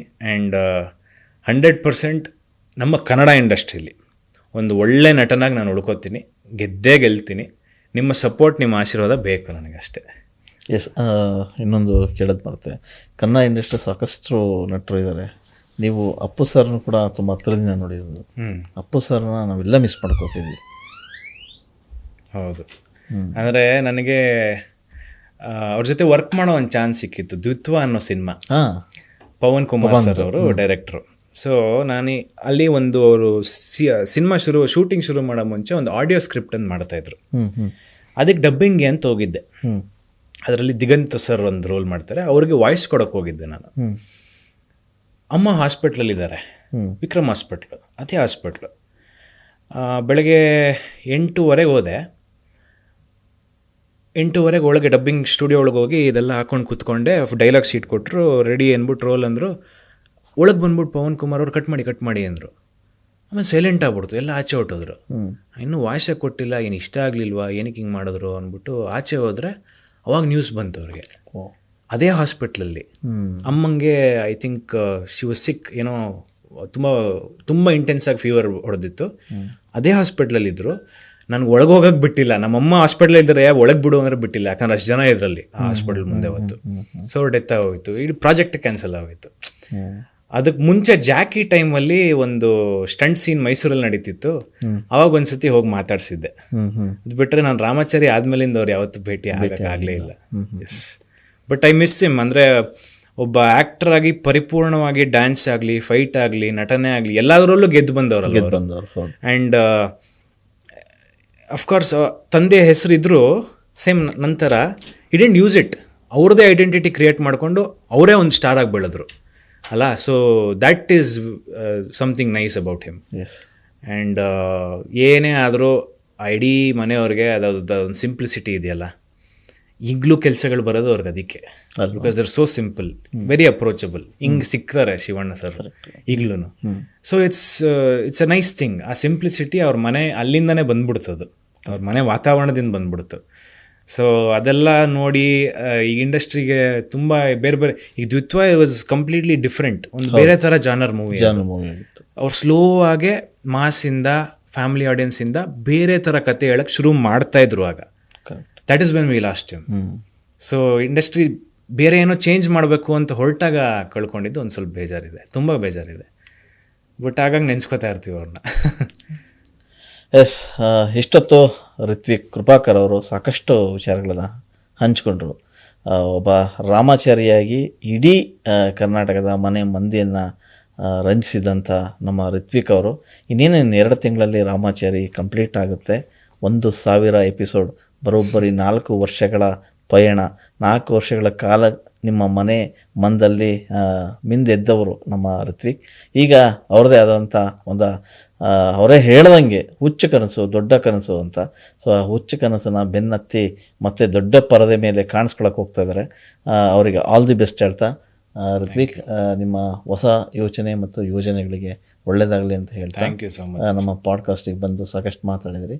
ಒಳ್ಳೆಯದಾಗಲಿ, ನಮಸ್ಕಾರ. ಥ್ಯಾಂಕ್ ಯು ಸರ್, ನಿಮಗೂ ಅಷ್ಟೇ ಆ್ಯಂಡ್ ಕರ್ನಾಟಕ ಟಿ ವಿಗೂ ಅಷ್ಟೇ. ಥ್ಯಾಂಕ್ ಯು ನನ್ನ ಕರೆಸಿದ್ದಕ್ಕೆ, ಖುಷಿ ಆಗುತ್ತೆ. ಯಾಕಂದರೆ ಈ ಪಾಡ್ಕಾಸ್ಟ್ ಅಂತ ಕರೀತಾರೆ ಸರ್, ಆದರೆ ಏನಾಗುತ್ತೆ, ಇಟ್ಸ್ ಬಿಕಮ್ಸ್ ಅ ಇಂಟರ್ವ್ಯೂ. ಅವ್ರ ಪ್ರಶ್ನೆ ಕೇಳೋದು ನಾವು ಉತ್ತರ ಕೊಡೋದು ಅಷ್ಟೇ ಆಗ್ಬಿಡುತ್ತೆ. ಬಟ್ ಇಲ್ಲಿ ಪಾಡ್ಕಾಸ್ಟ್ ಅಂದರೆ 2 ಮನಸ್ಥಿತಿಗಳು, 2 ಪಾಯಿಂಟ್ ಆಫ್ ವ್ಯೂಗಳು ಒಂದಾಗಿ ಒಂದು ಕಾನ್ವರ್ಸೇಷನ್ ಬೆಳಿಬೇಕು. ಅದಿಲ್ಲ ಆಯಿತು, ಅದಕ್ಕೆ ನಂಗೆ ಸಮಾಧಾನ ಇದೆ. ಬಂದಿದ್ದಕ್ಕೂ ಸಾರ್ಥಕ ಆಯಿತು ಅನಿಸ್ತು. ಥ್ಯಾಂಕ್ ಯು ನನ್ನ ಕರೆಸಿದ್ದಕ್ಕೆ, ತುಂಬ ಖುಷಿ ಆಯಿತು. ಆ್ಯಂಡ್ ಅದೇ ಜನರಿಗೆ ಹೇಳೋದಾದರೆ ಇನ್ನೂ ಹೆಚ್ಚು ಕೆಲಸ ಮಾಡ್ತಾ ಇರ್ತೀನಿ. ನಿಮ್ಮೆಲ್ಲರ ಸಪೋರ್ಟ್ ಹೀಗೆ ಇದ್ದರೆ I will definitely do wonders. And ನಮ್ಮ ಇಂಡಸ್ಟ್ರಿಗೆ ಒಂದು ಒಳ್ಳೆ ಆ್ಯಕ್ಟ್ರಾಗಿ ಉಳ್ಕೊಳ್ಳೋ ಜವಾಬ್ದಾರಿ ನಂದು, ಅದನ್ನ ಮಾಡೇ ಮಾಡ್ತೀನಿ. Yes, thank you sir.